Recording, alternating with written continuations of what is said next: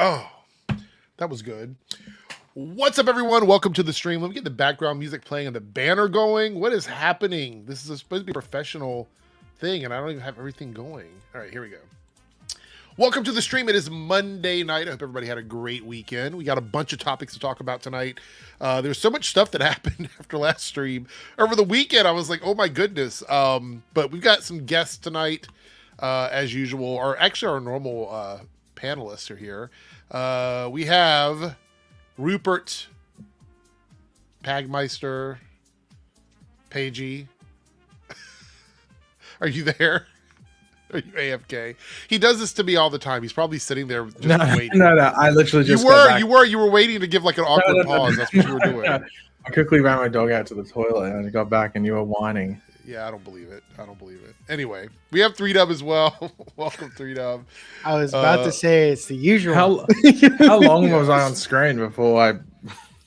A good like 5 minutes. It was like 5 minutes. It was 6 seconds. I was on the outside for about 2 minutes. Enough to make it look awkward. I know it was much longer than that, I think. Anyway, I saw this literally right before we went live. Tito Jackson, age 70. That happened like yesterday. Yeah, but somebody sent it to me. They were like, "You gonna talk about this?" And I was like, "I mean, probably not. I don't really know a lot about. I mean, I literally just saw it, so I don't know a lot about Tito Jackson. He's one of the Jackson members I don't know a lot about, but part of like culture and everything. So it's always sad. A lot of people. We're losing a lot of people recently. It feels like there's this wave going on. Every stream I feel like we've had to do like RIP someone over the last like 3 weeks. It's pretty wild. But welcome everyone. It's good everyone here. So we got a bunch of interesting topics. It's only 5 minutes into the stream, but I want to talk about this Diddy stuff briefly. So I'm going to Who's the clanker? I'm going to do code language, Pagey. Did you hear about this news about Diddy getting arrested? Did you hear about this, P. Diddy? Yeah, wasn't this a while ago? No. It just happened like today, I believe. So He was taken in custody with a connection to ongoing criminal investigations into alleged S trafficking and other offenses. And the S word ends with an X, but I'm not going to say it. Because this is why I'm concerned, because he's your hero. So he is definitely not my hero. It's not like I'll be missing you or anything like that. No Biggie Smalls track or anything like that. But the interesting thing is, yeah, of course you did. The interesting thing is his attorney has already made a statement. So let's read what the attorney had to say about this, because I thought this was quite interesting. So the attorney spoke out and said, "We are disappointed with the decision to pursue what we believe is an unjust prosecution of Mr. Combs in the U.S. Attorney's Office. Sean Diddy Combs, or Puff Daddy, as he used to be, is a music icon, self-made entrepreneur, loving family man, and proven philanthropist who has spent the last 30 years building an empire, adoring his children, and working to uplift the Black community." And that was the end of the statement. So I have heard a lot of statements recently about the stuff with Diddy going on in terms of like, some of the people who have worked with him over the years. And I don't hear a lot of people defending him. You know what I mean? I don't hear a lot of people coming out and saying, yeah, this is not who he is, that like sort of showing up for him. I'm not saying that makes him guilty. That's not me saying that. I know Pagey wants me to say that, but I'm not going to say it. It honestly sounds like it is. It doesn't. But I will say, this is one of those times where you find out someone possibly, allegedly, who's been connected with music for so long. Did 3Dub just get banned? What? What? Look at my name. Oh, okay. Interesting. But somebody in the music industry who's been around for a long time, possibly being involved with something that's just kind of like not. I'm trying to play by YouTube's rules. We're not far enough into the stream yet. Something that is gross and could potentially be extremely criminal going on. Like, it makes you wonder. You think about where we are now in terms of the industry, and everybody's like, oh, we want to go back to the way it was. Do we really? If this is like what was happening before, do we really want to go back to all of this, because this doesn't feel like where we want to go, with all of this other stuff happening. Because yes, it's true. He probably has done all of those things in terms of like this philanthropist, building an empire, family man, all that stuff. I believe all of that, but that doesn't mean that someone isn't capable of doing the other stuff. I mean, if I feel like that's not saying that the other stuff didn't happen. It's simply saying that this person achieved these other things. You know what I mean? Like, just because you go into a grocery store 500 times doesn't mean that you're not capable of stealing something once. Does that make any sense? You know what I mean? Like yeah. People, if somebody has an opportunity, most people have an opportunity to take a candy bar for one reason or another, and presented with the ability to do it, you have to tell me there is some sort of moral dilemma. Do you want me to pull out my PAG history book? I know you love it when I bring out an old historical reference. Okay, go ahead. You know who also was really beneficial to their community and developed stuff, built stuff that is still used today throughout Europe, and also helped them the president. No, let's not mention. We're not going to mention that. I know where you're going with. When this. They were back there, they did a lot of stuff like they Yes. pretty much made healthcare free for all their citizens and everything like that. Good old Adolf. Yes, we will not go any further than saying that name one time on the stream, because YouTube will 100%. Eric's best man Adolf was not comparing Diddy to him, but no. But you're saying that people can do have very good things, but also incredibly bad things as well. 100%. I agree with that. I think everybody has the ability to do something wrong. Nobody's above reproach in that way.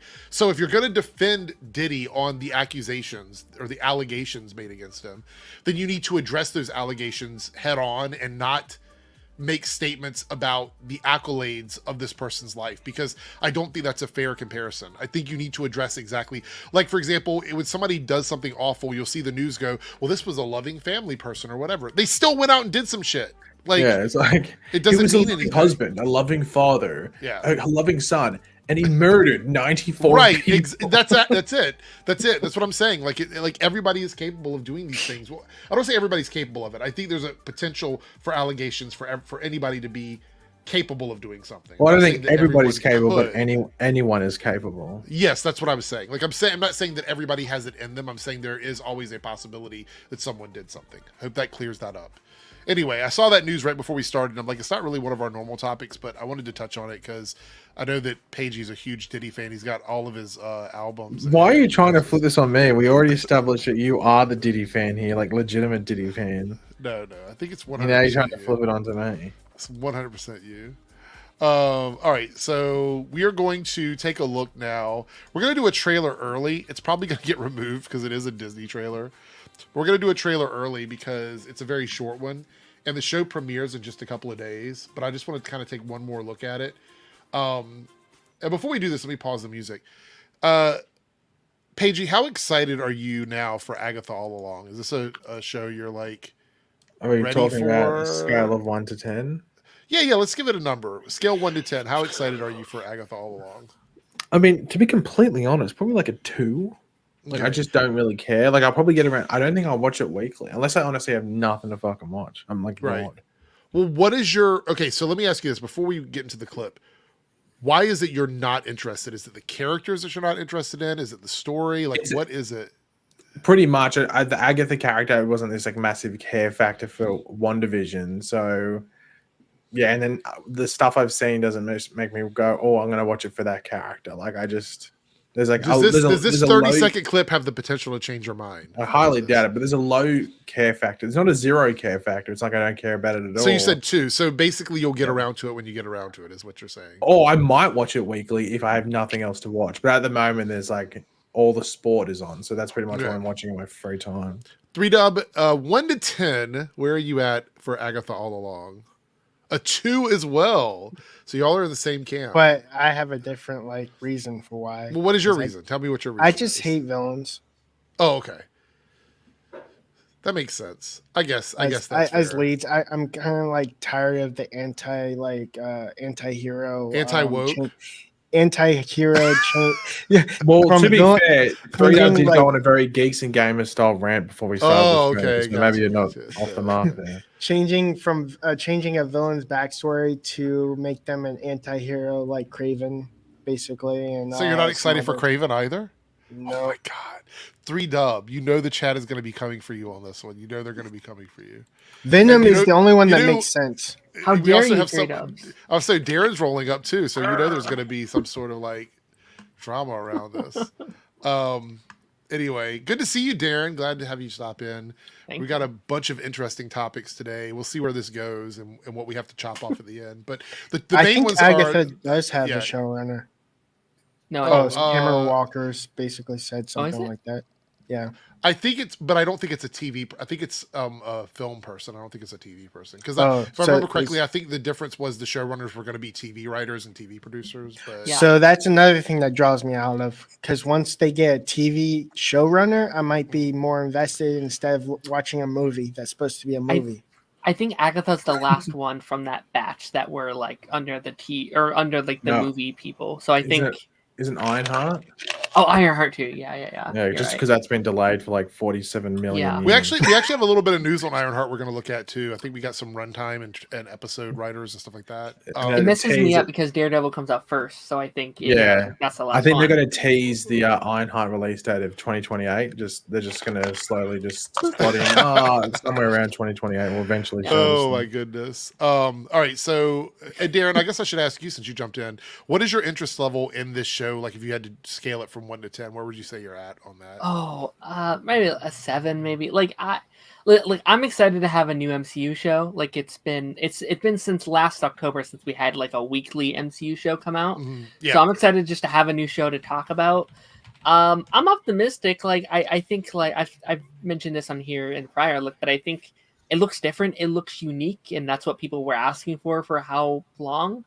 So I'm excited to see what it has to offer, but I'm not like they haven't given me enough to be like, yes, I'm very excited. I do wonder if, and it's probably to the detriment of the advertising, whether they're hiding stuff, because I feel like you have to have a reason to do a show, if that makes sense. Like a lot of the other shows, it's there because they're spinning off from a movie, but this is spinning off from a show. Yeah. And it wasn't necessarily the character that you thought. A lot of people thought, it'd be Vision, and yeah, that show's coming or meant to be coming. But you don't necessarily jump to Agatha. So there must have been a good pitch or a decent enough pitch to. I think what they're doing ahead. with Agatha is they're trying to continue the interest from the people that were watching WandaVision without doing a WandaVision season 2. I kind of think that's where they're going with this. Only because the Agatha All Along song was massive for that show. And it like, I can't tell you how many people wanted to hear that song in a club. It was really funny. They wanted to sing along with it in the club. Which I thought was kind of odd, but I do believe that there is a niche group. I'm not going to say this is going to be a number one like Marvel show. I think there's a niche group of fans that are really interested in this type of Marvel content. And I think we need to start accepting that there's going to be properties that come out from these larger IPs that are intended for niche audiences, that they're not made for everybody. And there's nothing That's wrong how it with should that. be. Yeah. Anyone can engage with it, but it's not made for everyone, if that makes any sense. Like, you're welcome to watch it, but I think coming into it and going, oh, we want XYZ show. With Agatha, there is no way to compare it because this is a completely new series that has no ties to any storyline from the comics directly. I mean, there are going to be characters, but it's a fresh story that's piggybacking off of WandaVision, which honestly, to be fair, I think if you're going to do TV shows, like if you look back at the Netflix shows, like Daredevil, Jessica Jones, Iron Fist, and Luke Cage, Punisher, if you look back at those shows, I think one of the benefits they had and what helped make them even better as TV shows is they were not directly tied to anything else other than just their existing world. And you got little nods of the MCU in there. Now, I am excited that they are going to be part of the MCU officially moving forward, but I also like the idea that we're going to get showrunners that are going to be making seasons that don't have to tie into movies, don't have to set up other things. And I think that's pretty exciting. Yeah, and like even looking at their new branding, that seems like what they want to do. Like you have Marvel Studios, and then you have like the animation, and then you have TV, and you have the Moonlight or the whatever it's Spotlight. Yeah, so it's like, well, you can just follow stuff under this category or this category or this category, which I think is smart. Yeah. So this is the 30-second teaser. I don't even know if it's full 30 seconds because it's from Joe Blow trailer. Just kidding. It's from Twitter. So Matt, if it was a Joe Blow trailer, there'd be no trailer. You almost gave him a heart attack. It'd just be outros. It wouldn't even be a fucking trailer. Yeah. It was 28 seconds. If you're watching this on playback and it's gone, you know the routine. We're going to leave the commentary, but the trailer may not be here. Here we go. Agatha. You had all that dark magic, then you lost it. I'm assembling a coven to get back on top. Bingo. It's not a good idea to trust witches. Usually something terrible happens.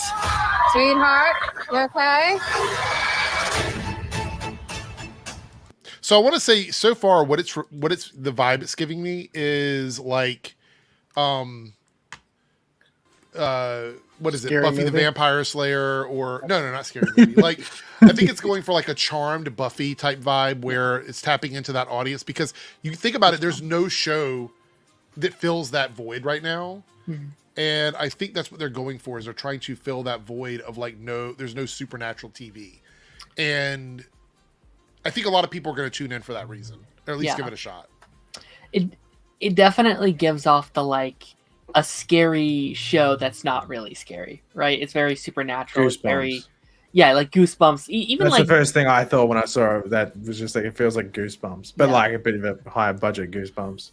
Yeah, it's like a good show you can show your teenager that's not really scary, but it makes them think it's scary, kind of thing. Right. Which there's never been an MC project that has done that, really. Like, there hasn't, like, you've gone like the hard, like rated R, but you've never gone a little scary but not too scary kind of thing. So it's kind of funny that like jump scares that's usually in horror films.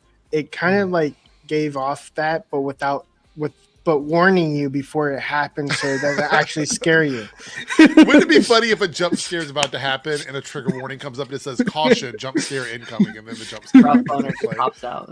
Yeah. Also, apparently, somebody said in one of the subtitled trailers, it spoiled Wiccan as the character because of the subtitles. And look, accessibility is amazing, but it's just funny when they forget to change that in the trailer so that it reads directly from the source information or whoever inputs it and spoiled. This is like not the first time something's been spoiled from like trailers with accessibility turned on.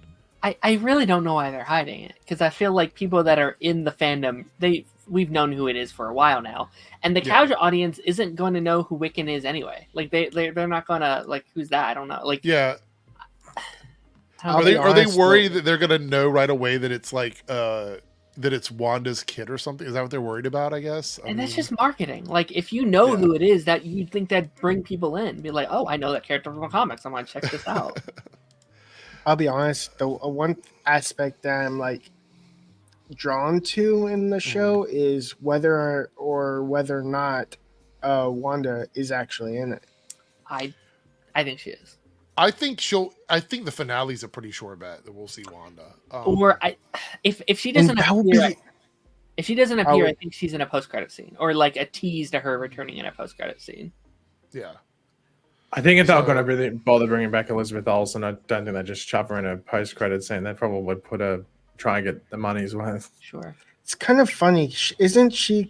She basically isn't like a lead in the movie, but she's still like close to the lead, to where that's kind of like interesting, because it's like you have a Chris Evans, Wanda, like.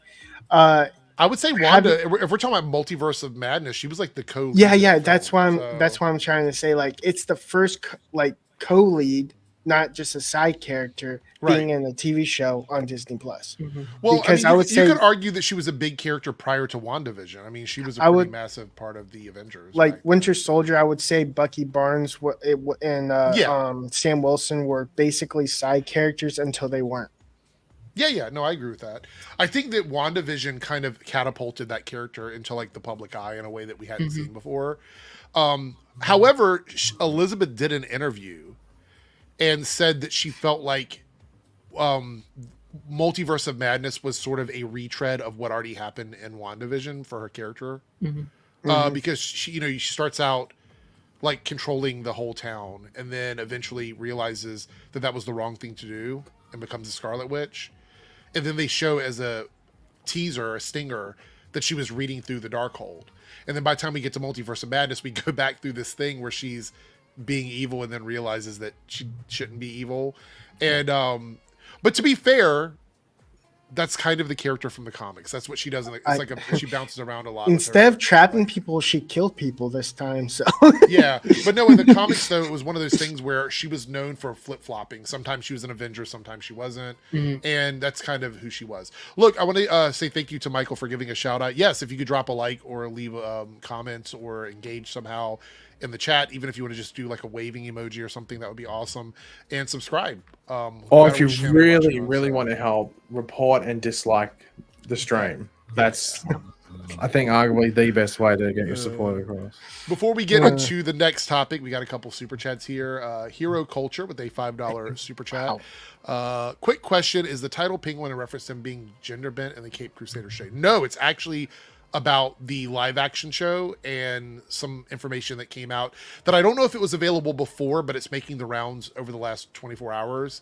And I think a lot of people are talking about it. So I just want to talk about what we know about it, what was said by Matt Reeves, and how that ties into the show. So we'll get to that. That's going to be the very next topic after we cover Ironheart. So don't go anywhere. Wait, we're covering Ironheart? Well, there's episode titles and writers attached to it. So we want to oh, really? I didn't see that. Yeah.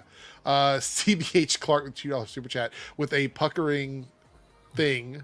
Butthole. Too soon. Yeah, too soon. It's never too soon for that. It's an old friend of mine, so it's never too soon for that. Oh, okay. I was like, that's weird. it's such an old reference from back in the blog TV days. So we're talking like 15 years now, something like that. I was like, I hope no one, the moderators decide to. No. Alex Alexander, interesting name there. It's another super chat. Thank you, Alex. Time to put your thinking caps on. Who's made the best comic book material throughout all these mediums? Live action movies, animation, video games, TV shows, Warner Brothers or Sony? So we have to pick one of those two in terms of like who made the best comic book material. Oh my God, that's like, okay. So let's kind of throw everything together here. Warner Brothers hasn't done many video games. Yeah. They've licensed video games out for like Batman and stuff like that, but they haven't done a ton of video games. But if you look back at their track record, we're talking like the Michael Keaton, Tim Burton Batman films, going into the Nolan Batman films, the DCEU, all of the individual projects like Catwoman. It's stuff like that. All of that is Warner Brothers. DC Sony? Sony has done the Spider-Man stuff. So you look at the Spider-Man trilogy, the two-part movie, the Tom Holland stuff, because that's technically Sony/Disney. But Sony also has the Spider-Man games and the animated movies. So if you're going to ask me who has the best track record, I would go with Sony, personally. Well, but no, get your Marvel shill out of your bum. It's clearly Warner Brothers. In what way? For DC stuff? Yeah, animation, video games, TV shows, and movies. It's clearly Warner Brothers. I don't think anything they've done has been better than the Spider-Man trilogy, the first Tim Burton Spider-Man. That's kind of first, Sam Raimi Spider-Man trilogy. Eric, if I gave you a shit sandwich with a nice slice of ham on it, would it be nice to eat? No, it'd still be mostly shit sandwich. Because you don't play the video games. You have no point of reference. Have you played the Spider-Man games? We're not talking. That's what the question is. It says movie, animation, video games. Not the Spider-Verse movies, the two movies we have are better than most of the more recent DC films. Throughout, not just specifically one thing, throughout. So overall. The only thing they win on overall would be like the DC World Justice League animated films. Other than that, and maybe the Batman stuff. I don't know. I mean, I don't know if TV shows are better. So what Sony comic book shows are there? Fucking like the Spider-Man animated show from back in the day, which if you watch it now is like, yeah, when you're like 4. They're still good now. What are you talking about? I tried to watch it. I couldn't do it. I think I'm going with Warner Brothers as well. Okay. I think like. So what's edging it out for you though? Like I think they just consistently put out more stuff and more like Sony has several like amazing things. Like like the games are great, those anime movies are great. They also have some absolute arse, which brings down the average. Yes, that too. But like you have all the animated movies, all the like TV shows. What are you talking? Madam Web and Morbius. Those are like the worst two, right? Venom 2, Amazing Spider-Man 2. Venom 2 was okay. It wasn't awful. No, Venom 2 was poo. Yeah, but then you have like the Batman and like the Suicide Squad. But and you also have the He's- Spider-Verse movies, and the It's first kind of- Spider-Verse movie is my favorite Spider-Man movie of all time. Dark Knight trilogy. It's kind of funny that Spider-Man trilogy, like, I think it's Paige's better, like so. calling Venom number 2 number poo. I'm like, that's number 2 right there. The only thing I didn't like about the second Venom movie was him going to a rave. That made no sense whatsoever to me. He's weak to sound, so that didn't make You said sense. that was your favorite bit, and then you changed your Um, tune when everyone criticized it. You know. I would have to. I think if we just like do Spider-Man, like Sony. That's not the question, bro. But no, that's his reason for it. So we have 2 Warner Brothers, we have 2 Sony. We don't have a tiebreaker. So if there's another person that joins the panel, we'll ask. I'm going to save your super chat for later. Hold If on, somebody Rupert's else joins, coming I'll pull it back. back Rupert's up, coming back. I'll get Rupert on. No. We'll wait. We got a tie right now. We'll leave it at that.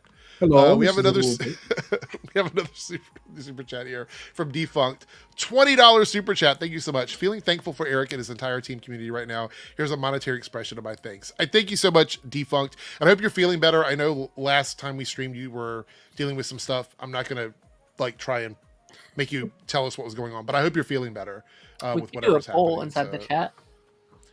Oh, we could do that. Let's do that. That's a good point, Darren. And then Sony can win and everybody So can I don't have to quiet. think as much. That's a Danny Boy chat, so I don't want to steal his idea, but he mentioned it. And I was like, yeah, that's a great idea. Yeah. I probably at some point would have been like, let's do a poll, and then I would have said, oh wait, we should have done a poll for that. All right. Who DC wins with comic I would books? I'm talking out loud, 3-Dub. Let me finish. Content. Is that Warner a Brothers self-made or chain? Sony? All right, go ahead.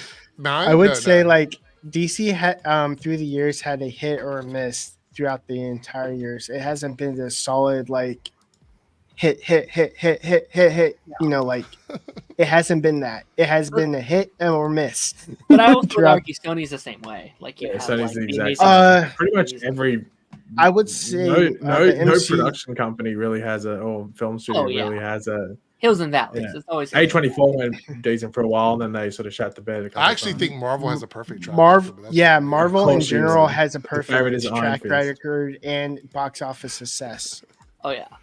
By the way, Eric, is that a self-made chain? No, I just said it wasn't. Oh no, I didn't hear you. You're mumbling once again. What is it? That It's was just He's Marvel talking is- out loud. It He's just looks talking out very. loud. It just looks very white. It's like a chain. But like, You don't what have material? chains like this? No, but like, what material? Like, is it plastic? It's like a resin, plastic resin, I think. Oh, And so you that bought it. Tomorrowverse was trash. Did you buy it? Yeah. Okay, no, I'm just wondering. You thought you might have like 3D printed it or something like that. I don't know. No, we do have a 3D printer, but we didn't Of do that. course you would. Flexing as per usual. Was it inside the Rolls Royce or is it inside the house? Oh, I don't disclose that. I don't want to brag or anything like that. So, Have you had any more squashed pizzas lately? no, but I did have a pizza today, but I had a Red Baron pizza. I made it here at home. I don't know what that I like is. the classic Red Barons when you make them really crispy, so when you bite into it, it crunches like a tortilla. The Red Baron to me is a red plain. You have to spice it up a little bit. So what is it? I don't know what a Red Baron is. Is it a frozen It's ju- pizza? It's a frozen pizza company. Oh, okay. They've been around forever. Yeah. So, all right. The next topic is the Ironheart stuff. So we're talking about this, and then we're going to get into the Penguin. You guys don't want to run off anywhere. This is going to be interesting because it kind of shows what the writers from each episode are mostly known for. So this is exciting here. So episode 1 is Chinaka Hodge, the Midnight Club, is what they're most known for. Now, I'm not familiar with Midnight Club. Has anybody watched Midnight Club at all? Isn't that the I haven't heard of it. racing game? Is it? Let's see. Is that the Rockstar game? The racing game? There is. There's also a song named after that. In the Midnight Club. You know what I kept getting on my TikTok feed? No, Midnight Fucking- Club is a Netflix show. Oh, okay. It's about 8 terminally ill young adults who form the Midnight Club. Sounds positive. Well, I did see In the Dark. That's actually good. That's a nice. Oh, That's so- a TW show? Yeah, yeah. Oh, that's about the Um, blind woman, isn't it? Yeah. yeah. So Mallory Howard is attached to episode 2. The other 3 are in the comments below. We'll scroll down here in a second. But Francesca I think it's Gallies and Jacqueline Gallies that wrote episodes for She-Hulk and Twisted Metal. Now I know Paigey loved Twisted Metal, no cap. Like he did like that show. Well, I liked it. I didn't love it. You loved it. You said it was like a 10 out of 10. I thought you were going to lean down, try and shove She-Hulk down my throat for a second there, but you went with No. Twisted Metal. Mine. It's one of the two I prefer. No, you keep your fetishes to yourself. Not what you want to do with She-Hulk. It's not me. Weird choice of words to being like thrown down my throat. Wow. That's what I'm saying. It's kind of sus. Intentional. Kind of choice sus. of I didn't words. know you like green that much, but I guess your icon is Rupert. You said it's great. So, what do we think of the first 3 episodes? Does that sound good to anybody? Bad to anybody? Is there any I don't know. concern? I don't know. what The show, episode? like, They might have. They might have written one episode, and it could have been like the shittest episode of Twisted Metal. I don't know. Is there a shittest episode of She-Hulk? Yes. I don't know. You have to ask people what they didn't like. I think the show was kind of probably the wedding episode where they went to the house for the wedding. I didn't really care for that one too much, but the rest of them I think were okay. And the fact I remember that Paigey's probably like, I don't remember anything about that show. So. Yeah, to me, I was like, Pete. DJ Eric, remind me, was there something about her blood that was like a mystery that never was solved? Who? On She-Hulk? Like they were trying to get her blood, but couldn't? I don't They know. got her blood, and then they kind of wrapped it up with rewriting it in a way, right? yeah, when she So it became irrelevant. I mean, like she had they were that like, she had "What's that the one point?" night stand where they took her blood, but I don't know if that was I don't know if they're going to do anything else with that beyond. Yeah, the like series, so, Todd. you know. What it was like, Todd took the blood, turned into a Hulk, and then through the power of the wall breaking, they like fixed it up. Yeah, because remember she came out and spoke with like the Kevin Feige robot or whatever. AI, Yeah. Episode I thought 4 was stupid. is Amira Salalaman from Raimi. I'm not familiar with that either. Rami, that show Rami, that Rami Rami, Youssef Rami. dude. Oh yeah, I remember. I didn't watch it. I don't know what network it's on. It's on one of the streaming services. Kristen Martinez, Good Trouble. Good Trouble is actually good. Mhm. I like that series. And then again, Sharaka Hodge from the Midnight Club writes the finale. So this is really interesting. This is kind of all over the place. There's no sort of standard for like, is it action? Is it horror? Is it drama? Is it comedy? It doesn't seem like there's any standard for what's going to be going on in this. And by the way, I will be so glad when we get away from 6-episode seasons. I feel like just push it to 10. Just push it to 10 episodes. Hold on. There's a question from Serenity that apparently it's wants me to answer. She asks, or demands. It might be a demand. I'm not too sure. I want Paigey to name one show and one movie he loves an emphasis, because he is usually mid on most things. I want to know where his tastes lie. Last night I watched Gremlins. the OG, like first Gremlins. Yeah. I love Gremlins. Do you like the sequel? That's the one with the gremlin that dresses in drag, right? And then the guy wants to like have sex with it at the end. It's like really weird, I think, for me. I think the second one was definitely not as good as the first one, but it's still like a decent watch. But the first one's it's sort of like classic. Ghostbusters. The first one's I'll tell you classic, what. the second one's okay. We're getting all these modern day remakes. Where's fucking Gremlins 3? We need a modern day Gremlins. I have heard. Yeah. I think I read somewhere that it's kind of up in the air because of the rights of it, like how they're able to use it. But or they made the something, TV show on HBO Max. But then again, maybe Spielberg. Is it Spielberg? Maybe has to be I think it's something when it comes to the greenlighted. films that makes it different. I'm not totally So sure. I love Look that up. Gremlins. There's one movie and a show.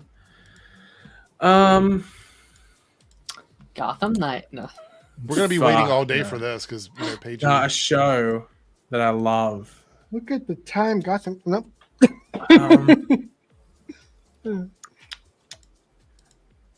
Because a show that I love would have to be a show that I think is really good, and she's probably going to be like a short, like not too many seasons. He's struggling. Oh, The I know a lot Leftovers. of shows that I love where I can talk about it. No, I was trying to think of Leftovers? like the Leftovers. Yeah, I hear that's very good. yeah. It is, but it's also very weird. It's a weird. It's I think very she gave a weird. limit Yeah. too, Bit so it's a confusing little as well. trickier. I think she gave like only 2 options, like from the comments gone, but whatever. I couldn't find it. All right. Paigey loves the word mid. Look at Anthony calling you out. I mean, it's true. You use it all the time. Yeah, but it's everything's usually mid for relevant. you. So you're always like calling everything mid. Like when I pull up a chart for like It's you know, mid. it's mid always. Always 5 out of 5. Yeah, because you're fucking ranking like frozen pizzas half the time. Like, what are you? The fucking on? Arrowverse, it's mid. Some frozen pizzas are more than mid. I'm just saying. Superman Lois, it's mid. All right. So this is the Penguin news we're talking about. Now, I'm actually shocked that there isn't more outrage about this, because when they did a gender swap Penguin, everybody lost their minds. If they change the color of a character, everybody loses their minds. If they change the sexuality of a character, everybody loses their minds. It seems like the outrage for this is much smaller, but I feel like this is a bigger change in fidelity because it's literally the name of the character. So the Penguin's name has been changed from Oswald Cobblepot to Oz Cobb in the Batman to make the universe more grounded. And this was what was said about this. Like, DC had thought about changing his name at some point, but never had done it. Can I call our character Oz Cobb? And Jim, I guess, who is Jim? The production guy? Jim Lee. Oh, yeah, you're probably right. Said absolutely. So signed off on this. What an unnecessarily stupid thing to change, because I don't think calling the character by their classic comic book name is going to ruin the grounded world of the Batman. Well, especially when they're called Penguin. Like, when are you like, the dude's called Penguin? Like, it seems like it's And Oswald's a Jumping normal through it. name. You could have kept Oswald, and like you could have done Oswald Cobb, and that would have sounded more normal than. and also like, what would Oz? Because you're just not going to call your kid Oz. So what's Oz short for? Well, even Ozzy? Ozzy is a more common Yeah. name. Yeah. Yeah. I've always like wondered what makes a movie grounded. Like for me, like Grounded- Batman villains like Mr. Freeze is grounded because it's within Batman.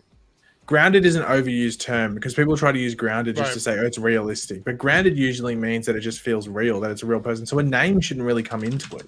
It should be how a person acts, or a character acts, might I say.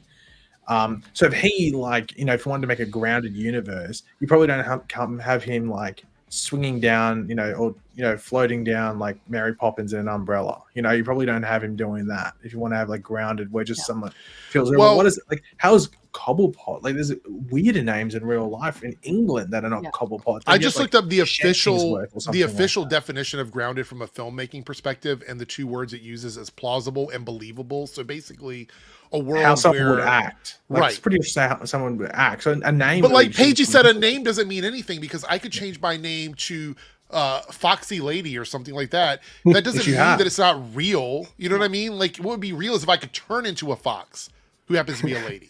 If I I could was turn into an actually- actual Foxy Lady, then that would not be grounded. But just calling myself trust Foxy me. Lady is. Trust me, folks. I've seen the furry outfit he's tried. I was actually thinking about the weird name that I heard on a TV show called Johnson Holder. Well, I mean, like, I've heard names in real life where I'm like, that can't be your real name. And then it is. You know what I mean? So, like, by the way, Oswald and Cobblepot both sound like real names. I have So- to tell you, when Ben told me his last name for the first time, I laughed because it's such a stupid last name. Oh, It's Rolf. It sounds yeah. made up. It sounds like someone Yeah. mispronounced Ralph. Rudolph the But, thi- Red-Nosed. but like, here's my thing though. This is such an unnecessary change. It doesn't mean anything. It means nothing, but it also means everything, if that makes any sense. Like, the change itself doesn't add anything to the character, but it actually makes people who love this character go, well, you just literally changed the person's name, and you didn't even change it enough to make it worth it. You literally just shortened the two names. Yeah. Would you think that the people that if this was like a new show where they didn't like introduce the character in the Batman, for instance, but had like this new character pop up in the TV show, would people know who Oz Cobb is? Well, I would say that this show is probably made for some absolutely deep Batman fans, because I feel like that's what it is. And I've seen a lot of Batman fans complain about this. And I mean, I understand why. A lot of times I will go, well, it's no reason to complain about it because it's just an Elseworlds thing. And even this does apply to that a little bit, except his excuse for doing it isn't that it's an Elseworld story. It's that he wants it to be more grounded. That doesn't make any sense. It feels like they're overthinking it. It feels like they're like, okay, this has to be grounded. It has to be separated from DC. It has to be like set in the real world. And like I get wanting to do a more grounded universe. I think that's the positive from separating it from all the other DC stuff. Like I think that's cool. But I am worried that they're going to get a little bit too carried away where like everything has to be grounded. It has to be, we have to follow this rule and this rule and this rule. And I think you could lose yourself a little bit when you're going down that rabbit hole too much. When you go too far grounded, you're basically shaking hands and going like, "Hey, we agree." I kind of think it's a bit sillier now. Like I think, like what Cobb is way more silly than like Cobblepot. Like I don't know. Yeah. Like this makes me laugh. But Cobblepot just feels like a normal name. Troy, Yeah, Troy like, here what's- yeah, go ahead. Like Peyton, honestly, sorry. if he existed in real life, people wouldn't be calling him Penguin. They'd be calling him Corn or something like that. So Troy here says, different of opinion here, says Oswald Cobblepot works for the comic character Oz Cobb, fits the universe in my opinion. Modern day mob boss named Oswald and Cobblepot doesn't really work well in my Mate, opinion. I'd rock it. Neither If does the he name would. Penguin. What does Did- Penguin have to do with anything in terms of this character? You know what I mean? Like, Oh my god! I just thought of something. Did they ever say Oswald Cobblepot in the Batman?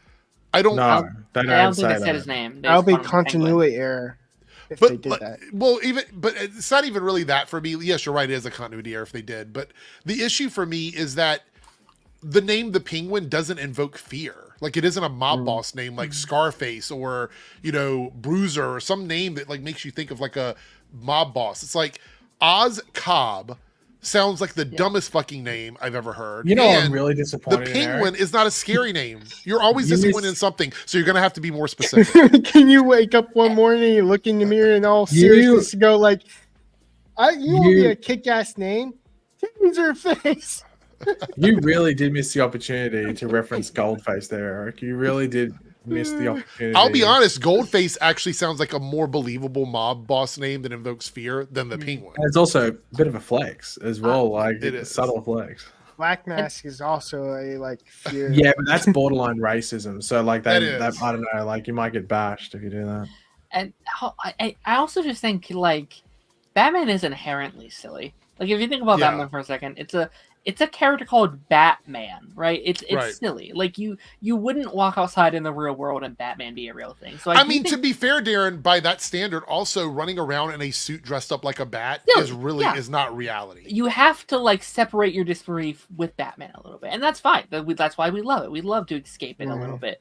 But again, I think they're in their heads a little bit. Like, okay, we have to be taken seriously. We can't be like these other comic book things. It's like, We won't get nominated no. for an Emmy if we call him Yeah. Cobblepot.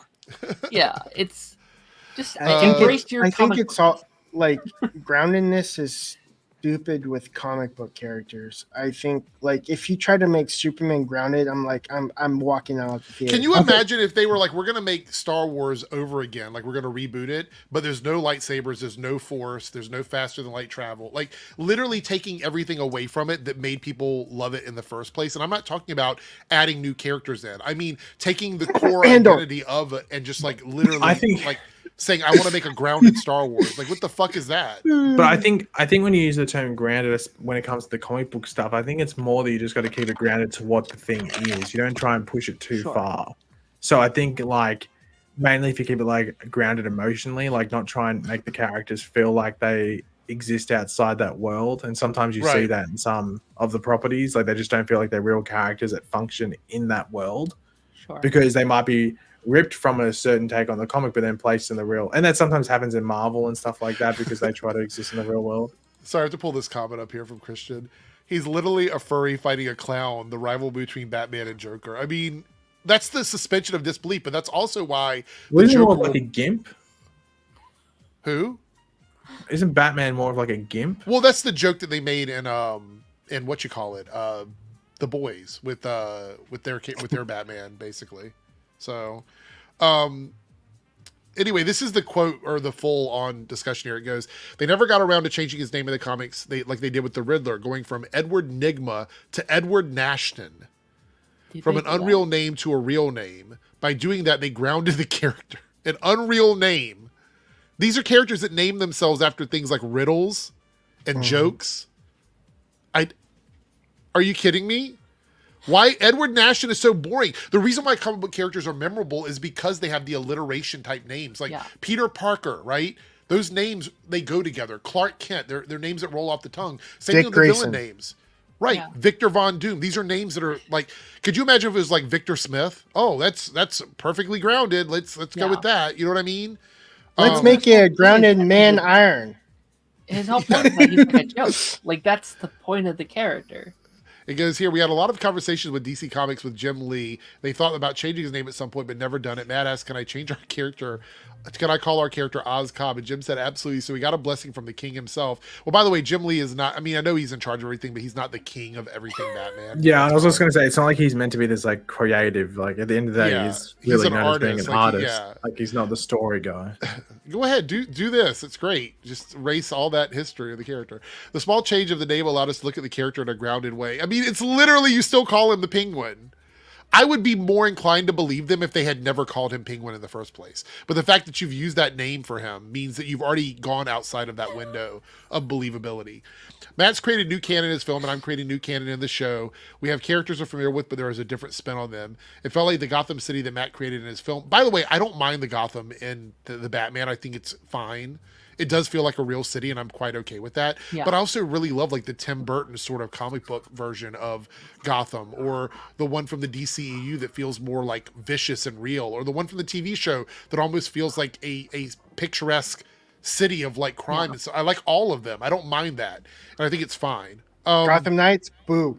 No, did not like that one. That felt like my neighborhood. It felt like in our Gotham City that Matt created this film, Cobblepot seemed less of a real person in the way that Cobb is a real last name. He's a gangster, and it just felt more correct. But you call him the Penguin. Yeah, if they I'm not changed the totally pink- getting this. yeah. Is this crazy to me? Like, I don't understand this. Like, this seems like if you're going to make a big change, like changing Penguin from a guy to a girl or changing the race of the character, that feels like a big move that allows you to sort of tell a different story. This name change doesn't change anything in the story. It feels like they're like copying the Joker, like changing basically Harley Quinn's name to something else and making her Lee not to Harley, Lee. Lee, Yeah. just Lee. to making her not the comic book character. The reality is you could have just called him Oz anyway because his name is Oswald. Like, his name could have been Oswald Cobblepot. Here's a take, right?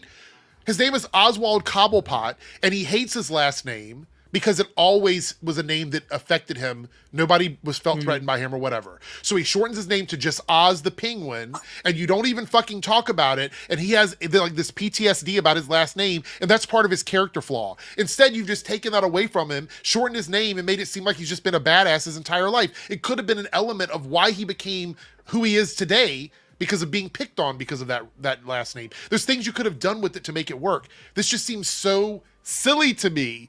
And look, it's not going to change my opinion of the movie. I'll still go and see the film and watch the TV show and everything, and that's fine. I just don't understand why they did it.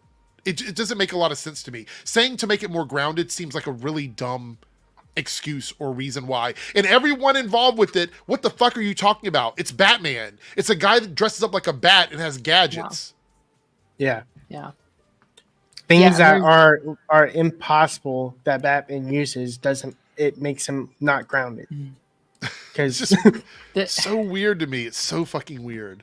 and this is the reason why it's not connected to the like DCU. Like there's I- like people consistently, well, why didn't you just connect it? Matt Reeves clearly wanted something very different for his DC, for his like. I will He- like say like oh god, That's fine. I will say like his one of the keen aspects of the Batman that I really liked is actually what makes him a great detective, and he has the ability to rewatch what he already saw by his little what do you call those eye things? What? He had basically Goggles? he had like a like Lenses. lenses for his Visors? eyes Oh, okay. that he takes out and puts in and rewatches what he saw, so he can be detecting. We did have a super chat from Troy. I saw it go up while we were having our discussion. I guess it came in a little bit after we talked about it, but this is about Paige's comment. So Troy with a $5 super chat and a team member. Thank you so much, Troy. Says, Gremlins 2 is the shit. Joe Dante got paid to take the piss out of the OG. It's utterly fantastic. I'm all for it. So he likes the flipping of the styles from the first, because the first movie is a lot scarier than the second movie. The second movie is much more, it doesn't take itself so seriously. It's a little bit more outrageous.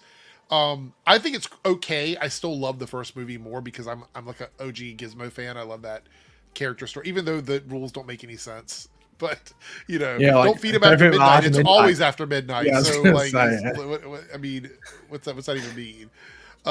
Like, what time zone is it? It's just they're from China, so what's going on here? Like, yeah. Well, I mean, even so, it still would be always after midnight. It's always after midnight somewhere. So it's never not. Before after midnight is all relative. Anyway, thank you for the super chat, Troy. I do appreciate it. For supporting the channel, it means a lot.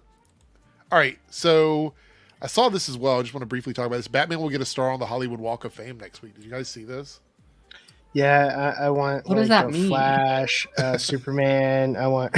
I mean, first of all, I'm worried because this is the real world. It doesn't feel very realistic to me. So maybe it should be Bruce Wayne getting a star. It should be all the five. It should be all the five live action Batmans, just like there for the Batman. Has this ever happened? Like, I don't keep up to date with the Walk of Fame. I think there is other fictional. Mickey Mouse is on the Hall of Fame, Walk of Fame. I'm pretty sure. I feel like that defeats the purpose a little bit, in my opinion. I don't know. It feels a little wonky. Why do people get a star on the Walk of Fame? They pay for it. It's more of just like a thing. It's just a thing. You get so Batman paid for it. All right, so here's a list of all of the fictional characters on the Walk of Fame right now. I'm going to read through them. Mickey Mouse, Bugs Bunny, Snow White, that's Woody random. Woodpecker, that's random. Big Bird, The Simpsons. Is Elmo? Get ready for this next one. This one is blowing my mind. Rugrats. Has a star yeah, on the Rugrats is goated though, Eric. I didn't say it's not goated. I'm just saying it's kind of random. That's the Dark Batman is crazy. Iron Man doesn't have any money, so he can't pay for it. We got a few more here. Kermit the Frog. Makes sense. Yeah, Godzilla. Okay. Random. Donald Duck. Winnie the Pooh. Yeah, Winnie's okay. Shrek has a star. Shrek. They're too early, Shrek. Tinkerbell. Really? And Peter Pan? And mate, what? Tinkerbell's there, not Peter Pan? Yeah, and Snoopy. And now Batman. Yeah, Snoopy's cool. Yeah. So, what version of Batman? We'll just have to have our own fan fiction in our mind of which version that is. So it would be cool if they got some of the actors to come to the event, though. Does Jesus have one? No, I don't think Jesus has a star on the Hollywood Walk of Fame. I'm sure they get right on that, though. That's pretty funny. All right. Wait, before we move on to the next topic, is there any particular fictional character that you would like to see on the Hollywood Star? Spider-Man, Deadpool. Well, I'm sure they're regretting not having Darth Vader now that James Earl Jones is dead, because you probably Darth Vader. Darth Vader should be on there. I was shocked to hear no Star Wars characters on there, actually. I think Ewan McGregor has one now. Ewan. I don't know how to say Ewan his first name. McGregor. Yeah. Ewan McGregor. I know how to say his last name though. All right, so we have a 30-second clip from the Penguin here. And this may get clipped. You guys know the routine. If you're not here, you probably missed it. Let's watch and see what we think. You think you know what's best for me? Yeah, I'm the cob. You think you know what I need? Oh, you're any different than those bricks in there. I met your brother, right? I'm the cob. Very convenient. But all of a sudden, you're on my side. Will you look at that? Because I'm the cob. My little helper. All right. No, I'm the cob. Desperate. You are scrambling for whatever dignity you have left, and you're hoping I will save you. Not gonna happen. I don't know you thing. Well, you're right. Was this it on TV or something? Yeah, it was. Okay, I was gonna say, why bleep You it? think you know what's best for me? There we go. You That's think you know what I need? They should just keep the bleeps in. Yeah. That took me out of it. I was like, wait a minute, where's the beeps for? The Penguin's coming out soon. I did see IGN. This was interesting. So apparently they changed the rating on it, but their initial rating of the Penguin, I guess. Let me share this here. Hold on, where's the screen at? Right here. They gave it a He's the Cobb mediocre. father. The Cobb father. Holy shit, that's funny. That's really funny. Here's Is that what their they rating. think? Is that what they called it? It's in the So- comments I just saw. Oh, Yeah. okay. I thought that was the title of the IGN article. No, but that's funny. He's the Cobb father. Fucking great. That's fucking great. Okay, so IGN says mediocre. It's mid. It is absolutely mid. Do It's you right in think? the middle. Imagine if they had like a thing where you got triggered by someone saying Cobb, and someone says like, "I got a new job for you." Did you say Cobb? Corn on the cob. Is it shucking corn? Eyes on the Cobb. All right. It says here the Penguin puts Colin Farrell back in the Batman's transformative makeup, but it fails to build a compelling mob drama around him with a 5 out of 10.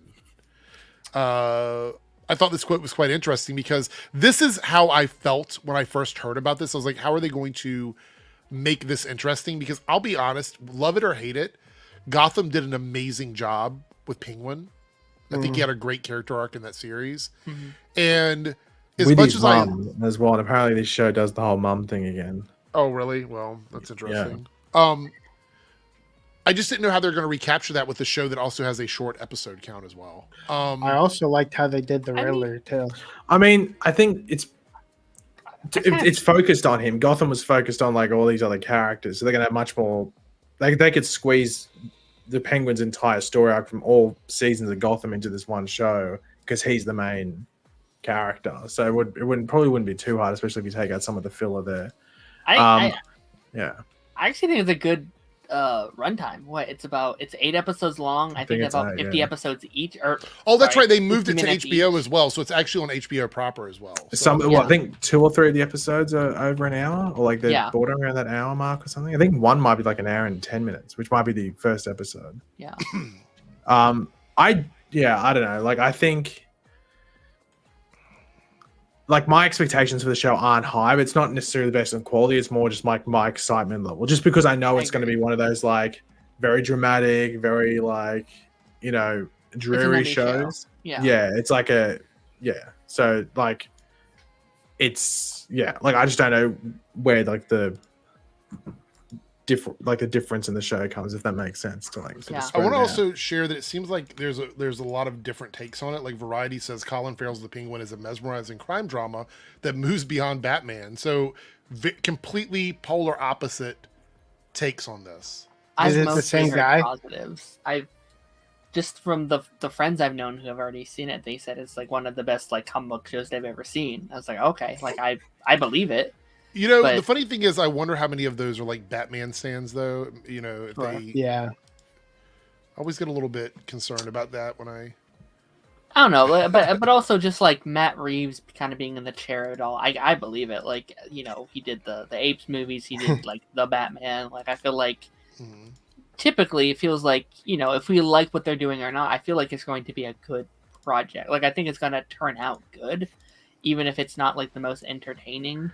I think it'll be really well made, really well acted and stuff like that. It's just whether it's interesting. Like that's the thing that I'm sort of like it depends like if it moves the dial a lot in this universe, whether it's worth it, because that's my big thing. It's like, well, it's set in this universe, it's set between Batman 1 and 2. Does it move the needle, or is it just like a placeholder?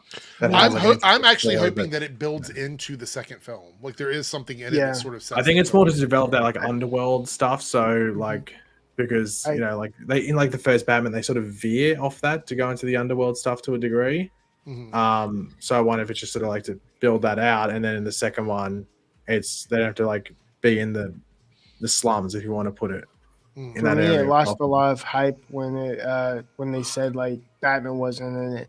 I'm like, I'm fine with that. I'm fine with that. I didn't really. No, they expect should have them said to- Batman wasn't in it to begin with. Then I would be like mindset on the Penguin, not Batman. But once like Batman was somehow in it, the hype went up. All right, so the polls are going to run for another segment. So if you haven't voted in either of the polls on either channel, please go ahead and vote, and we'll check out those numbers in a moment. All right, so we're going back to the Wanda stuff for a second.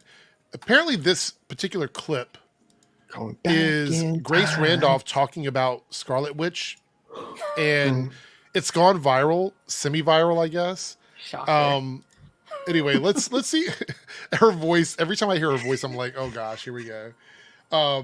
But anyway, it's a very short clip, but apparently people are like, you have to watch this. And I haven't watched it yet, but this will be my reaction to her take on whatever this Scarlet Witch news is. Here we go. Wanda comic with art, or at least covers, by Russell Dodderman, who I'm so proud to say was the artist on my original comic, Superbia. Oh, she had to put her, like, give a shout out to her comic book in here. Okay. Anyway. Now he's a Marvel artist extraordinaire, but he started out actually, one of his first major gigs was my comic, Superbia. He's very, very talented. I wish he did more interiors. He did the interior on Thor when it was. Is this when they share this clip with me just because she goes on and on about the guy that did the art? So Jane Foster, and I wish he was doing the interiors on this book. But I will tell you, the current comic is awful, absolutely awful. And this comic, I think, should be creating stories that could be turned into a movie, and it has done no such thing. So it's kind of a waste. Wait. Her take is that this comic book is not creating stories for movies, so it's a waste. Here's a bright idea. Maybe they're making a comic book for comic book readers. I'll be honest, I think that comic books should not be made like with the perception they're going to be turned into movies. I think that's the wrong way to make normal comic books. Books I can see, but comics, no. She's like, my comic is great. It's amazing. But this piece of shit. Yeah, this one's not good. I wish this person that worked with me was doing shit, that I like or whatever. That's pretty crazy. Much? This is an interesting clip. People send me stuff and I haven't seen this yet. So this is literally being sent to me right now. Let me bookmark it and then we'll bring it on here.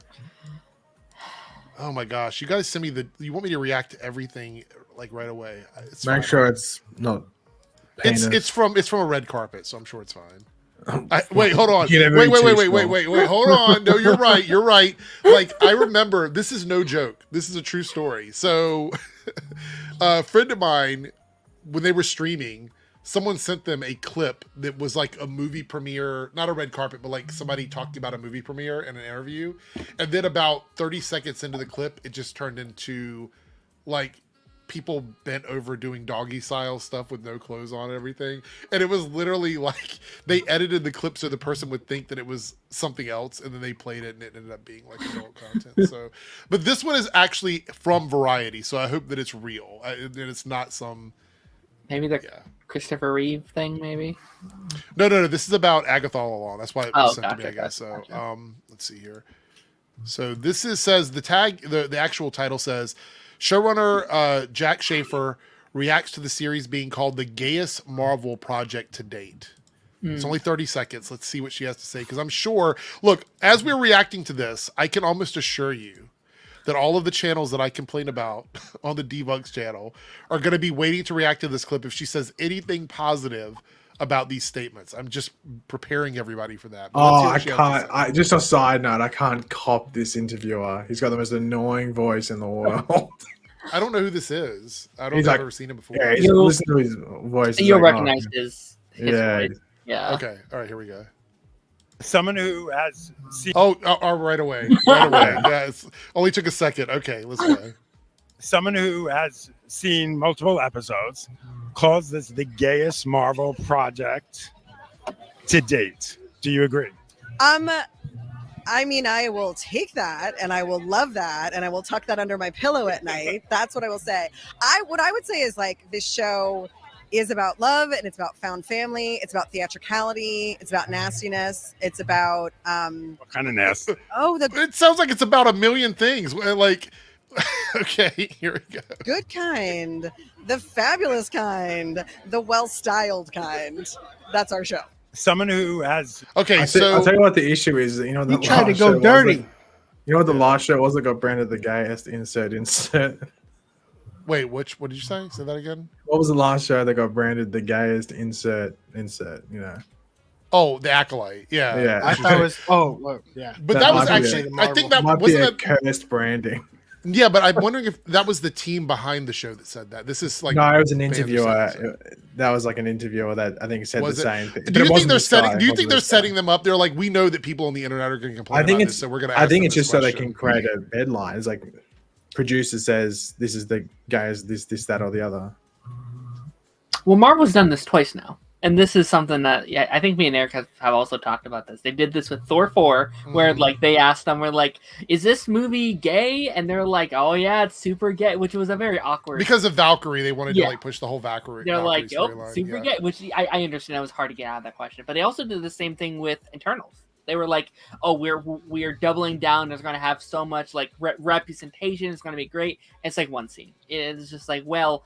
And what really made me mad about that is like that was their whole marketing. Was that like, okay, we're finally getting it here. We're finally getting it here. I don't believe when they say this stuff, I don't believe it. Yeah. I think it's like this is just some sort of marketing thing for them. And it's like, okay, show me. Yeah. It makes it even worse because I just covered, and we're gonna talk about it here in a second, this stuff from Inside Out 2 and Lightyear. I made a video about it on my Debunks channel today, and I talked about it, and I'm like, a lot of times it's better at this point. Because like you said, a lot of times they promise things, they don't deliver on them. It's better at this point to just let the things come out and be what they're going to be instead of like trying to amp it up a little bit. Because I feel like with, we'll get there with the Lightyear stuff because this is going to take me off on a tangent of that. But in regards to this specific statement with her, I really hope the show does deliver to the fans that are waiting for it because this is everything she said. Like the vibe of the show sounds like exactly what fans of Agatha want from an Agatha show. But I also think that interviewers, especially from Variety, Hollywood Reporter, and sometimes Deadline, tend to find the most outrageous quote that someone has said about a show and then confront the showrunner or confront the writers or confront the actors or whatever and say, hey, what do you think about them saying that you know, you do pole dances in the nude while you have oil on your body? What do you think about this? You know what I mean? Like they want to confront them with something so they can get a weird segment that they can make an article out of and use that as their headline for the article. Because the rest of the interview might be about something completely different. You know what I mean? I wonder if they're trying to, the reason why they're like saying, yes, it's gay is because they want the grifters to be wrong. I'll be honest, I don't think they think about the grifters at all. I don't think Disney or Marvel or any of these companies care about them. I think that we see it that way because the whole thing is, you know? Money. I mean, She-Hulk knew about the grifters way before the TV show even came out. Yes, but that was because the people behind She-Hulk had a reason to do that. They felt they wanted to address that in the show. But I don't think that the studio thinks about it that way. I don't think the studio comes out with that in mind. At the end of the day, Disney wants to make money, and we're going to talk more about that with this Inside Out stuff, because I think it's really important to sort of reinforce that. But in my opinion, as long as the show is good, I don't care if they called it the straightest show ever or the most colorful show ever. What if they called it the most homophobic show ever in life? I don't think that's a good marketing thing. Like you never know. You never know what. I mean, you never know what could work. If there's a market for like homophobic viewers, then maybe you could market to them. But I don't think people are gonna use that to advertise their product. Is the term woke being misused a lot? Yes, absolutely, 100%. Because I don't think the Marvels was woke. Like, no, but even the people that were just mid. Well, that's not there. You go, mid. It's mid. Right? Actually, it was below mid. TBH. But no, even people that talked about the Marvels, the ones that were calling it woke before, said it. They were like, "Oh no, it wasn't actually woke," because they're looking for very specific things that seem like it's more. It's like it's a diversity thing for them, and there was no way to call that woke by their definition because all of those characters were the way they were. They didn't change anything about those characters into going on the movie. So here's the thing with like Marvel and like the LGBT movement with them is like I've been very frustrated with like obviously all these anti people and you know they're like, oh Disney, oh you know all Disney is gay now, all they're doing is like, well it's not. There is yet in a Marvel project to be, I'd argue, great LGBTQ plus representation. True. Eternals is it. And like that felt like it was like, oh yeah, we have to put it in here. And the issues with the Eternals had nothing to do with that at all. No, that wasn't even a factor in the issue with the Eternals. I think Eternals had the COVID part. I think COVID was. The Eternals had the boring issue where it just wasn't very entertaining. That was Well, probably the issue. but that fight, with the speedster, that was awesome. I'm not gonna lie. I Let Darren finish his point, please. Yeah. Sorry. okay. Y'all Darren. like that wasn't the point of his comment. Go ahead and finish, Darren. No, and like I was just gonna say, like, I'm tired of people complaining about there being representation when there's not representation. Like, they're complaining about nothing. So I'd love a project to find and be like, yeah, it's like the show's But- super gay, and that's cool. Like, that's Do you the agree point. that that's probably the issue with Marvel if they say it but don't spray it? If I want to use the term, just like, you know what I mean? Maybe. Because like that means you please no one because you say, oh, it's this, that, and the Serenity, other. I It's nothing. 100% agree with this. I think there are some issues with the don't come movie, across- but I'm telling you right now, and mark my words, we are about 5 years away from people going back and saying The Eternals was one of the best Marvel movies that people didn't watch. Well, here's the We're thing, right Eric. there. Already I happened. turned it off halfway through. So did I miss the intellectual stuff in the back half? Is that I where think it all? no. The reason why you turned it off is the same complaints I have about it. I think there were some pacing issues with that movie, and It's too I think long. it was a little bit long. The one Yeah. thing that kind of like upsets me with the Eternals is they put this big freaking head on Earth and no one's talking about it. Don't start with that. I hate that stupid No. argument. It's Get so him out of stupid. here. You're just repeating stuff you've read on Twitter. So Do you want to hear the latest news, Eric? Actually, firstly, can everyone look at their Twitter for a second? Sure, let's go to What another is tab. Oh, there we go. What is your what's happening section? What is your top one there? I will read out my 4 top ones. you're only I've doing got- this because there's something political in it, and we're not I've going to got get into a political no. It's conversation. not. It's not. What? Trust Look, me. before we get into this, 100% Pagey's going to have something political in there. I'm pretty No, sure. trust me. You can believe me. You can Okay. believe me. All right. Okay, I've got Ben 10. Oh no, sorry, it's just changed. I have Snyder, Well, we were going And- to talk about Ben, and then I have anyway, so. hashtag Survivor Australia. because I have- because they're coming out with an All Stars. It's going to be U.S. versus Australia. So I'm Oh, excited about okay. Then I have Ben 10, and then I have Hoctor. that. Why is that trending for you? I That don't trend know. is over. She's almost nothing anymore. Like Mine- It's top. It's top of trending. Well, Hoctor. because she just launched Mine- a podcast, is why. We'll see how long that lasts. Mine is Talk Mickey to us. 17 trailer release. Pixar's Inside Out to crunch and layoffs. Mhm. Spielberg UFO film adds Domino. And then the last one is Battlefield returns to modern setting. Okay. Darren, I what are yours? have Agatha all along. I Mhm. have Ben 10. Ooh. I have Switch 2, whatever that is. Oh, the Switch 2, I guess. And Iron Man, weirdly enough. So whatever. yours is like 75% good stuff. So And then it's Haktua. right. mine is. Well, are we talking about just the what's happening tab? Just the what's Mine- happening. Minus what's the happening sports, episode. right? We're not talking about the sports at the top. Mine has the sports. Yeah, I've noticed that whenever you show your screen, it's always the NFL. It's always like the NFL game. Well, it's that's probably top. because I'm in the United States. That's most likely the reason Yeah, it's why. true. I'm in the Um, United States. I don't have that. Right. So mine Mine are. also. Oh no, yeah, you know, yeah. read them out. Read them out. Yeah, I haven't read mine yet. Let me expand it here. Diddler, I guess because of Diddy. Diddler. Hashtag J.K. Rowling. Oh, God. You're like a nightmare, like blunt rotation. Matt Walsh, happening? am I racist? Is one of them. And how do you say this one? Megyn Kelly. That's because that's a political thing. I don't want to read political stuff out right now. So, And also, Charlie Hunnam cast as serial killer Ed Gein in season 3 of Netflix series, says Ryan Murphy. Hmm. Do you know who Ed Gein is? Eric? Riddle me this, Batman. All right, before we move into the next topic, I want to end the polls in the chat. So let me do that quickly. All right, the Eric's Reloaded chat poll is ending, and we have.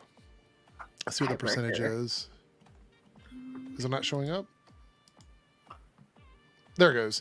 Warner Brothers 87%, Sony 12%. I'm in the 12%. Excited Yes, about that. 12%. Oh, I'm wait, that's a perfect one. I'm 12% having fun. And in the debunks chat, they voted over there. You get the Well, reference. they're all woke over there, so they might have gone Sony. Warner Brothers 76%. So they were and more Sony woke. 23%. They were more woke over on the debunk Do you channel. get the reference, Is that what guys? it was? Is that what it I'm was? 12% of having a good time. Oh my god! All right. Avengers, Iron Man. All right, so this is the stuff going on with Inside Out 2, and I think this is quite interesting because as of right now, I believe Inside Out 2 is the most profitable animated movie of all time with like $1.6 billion, which is absolutely wild, to be honest. Like, I think the movie is fantastic, but that's, considering the animated movies we've had over the last few years, it's kind of wild. But let's read through some of the stuff that's going on here, because this is pretty interesting to me. Animators were working... Sorry. Is that a phone buzzing? It's not mine. No, it's my dog snoring. Okay. Sorry. No, it's like fine anyway, doesn't matter. Animators were working 7 days a week with one employee calling it the largest crunch in studio history. That's crazy. Wow. Crazy. This is one of the things we've complained about when it comes to Disney as a company is when the actual heads of the individual divisions don't speak up, you end up with this kind of shit. Like, that's why Kevin Feige and Kathleen Kennedy are more vocal about this stuff. They'll talk about it in public. But then other CEOs of the smaller companies or the heads of the smaller companies don't actually speak up about this stuff. And then this happens. 7 days a week, the animators were working every single day to make sure the movie came out on time. Yeah. Shockingly. Should this be like hazard pay? Like if you're working 7 days a week? I mean, I think there's like some stuff the union needs to address in this. Is there an animated union? Is there one for animators? I think they made one up not too long ago. I don't think Pixar is games unionized. I think that's one of the things they're talking about, that they're not, and it's a problem. Yeah, that is it. They're not unionized. You're right. Yeah. And it makes sense. Like, they recently announced Inside Out too. Like, it wasn't like the last D23 is when they announced it, and typically there's more of a work time around it, I would imagine.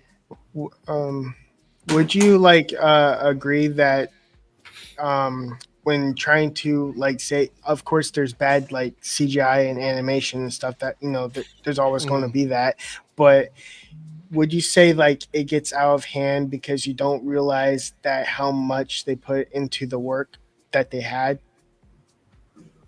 Because you mean it looking bad and we don't know why it looks bad because of all the work they put into it? Yeah, absolutely. Yes. That's why when people complain about stuff so early, I'm like, give them a chance because they're probably working their asses off to make this happen. Yeah. Animated projects are just go ahead, Paigey. I can say Diddy. Speaking out from your DMs. I don't know if that's a sign or not, but yeah. It's finally getting over there to you. Disney No, leadership. I'm seeing on your screen. Oh, I see it. Yeah, at the top. Disney leadership asked animators to make Riley come across as less gay. They put a large part of Lightyear's failure on the same-sex kiss. It's like 2.5 seconds long in that movie. Isn't there like a lot more wrong with Lightyear outside of? Yes, that's a problem. They don't want to really talk about what the problems are. They want to first they're like, oh, representation. We're Disney. We love gay people. And then the minute something fails, it's like, oh, it was the gay people's fault. You're the one that did it. I haven't seen Lightyear, but I saw something online maybe a week and a half ago. I'm like, why do they do that? Spoiler alert. Zorg is him, but when he's older. Yeah, it's stupid. Lightyear was there's so many issues independent of that kiss that it makes no sense to blame it on that kiss. Besides that, apparently it was edited out in some territories and the movie still failed. So how are you going to blame it on the kiss when it wasn't even in all the releases? That doesn't make any sense whatsoever. Also, the only people that complained about it were the people on YouTube, and there's not enough people complaining on YouTube to make a massive impact on the actual film sales. From my understanding, it wasn't originally in the movie. The original thing, it wasn't in there originally, and then it got leaked that it was, and they're like, oh shit, we got to put it back in the movie. Yeah, there was a lot of behind the scenes drama about that, yeah. But you can't blame the whole movie's failure on that. They said a large part of the movie, that means they think it was one of the biggest issues with the film, was a 2.5 second kiss in the movie between two women who didn't show any other signs of affection throughout the entire movie. No. It just doesn't make any sense. There's like 540 million users on X/Twitter that only probably like 1 million watch movies and stuff. But still, that's what I'm saying. Like, if I were to go to a movie theater and ask people about why they didn't like a movie, I can guarantee you all the complaints we hear here on the internet do not exist in real life. Mm-hmm. They just don't. People judge movies based on how they feel about the movie when they come out of it. The vast majority of people, did they have a good time? Did they not have a good time? That is the general audience's reaction to movies. Yeah. And like we talk about a lot of the ideas, like why do we need diversity in our films? This is why, because there's still people that think this way, where it's like, oh, there's a kiss in it, so that must be why it failed. And we wouldn't need initiatives for diversity if people would just allow them to exist in the movies without complaining about them. Yeah, that's the biggest problem. Like, are you telling me that that Lightyear was a perfect movie, 75% perfect, except for that kiss, and that ruins the rest of the movie? That 2.5 second scene. I watched the clip in my video from today, and it literally is less than 3 seconds long. It's almost it's like if you blink, you wouldn't even see it. That's how fast it is. It's the bare minimum you can do for queer representation in a movie.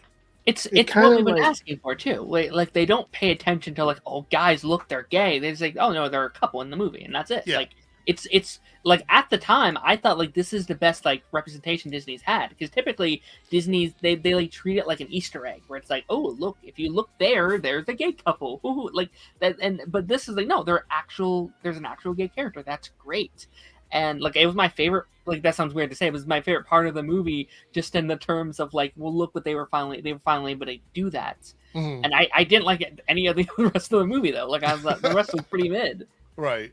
I mean, it kind of irks me that one's like second could ruin someone's enjoyment of the entire film, where there's 99% that you didn't see. Right. I mean, that just doesn't make any sense. That's what I'm saying in my video. I was like, if you're telling me that ruined the movie for you, then you have really bad media literacy.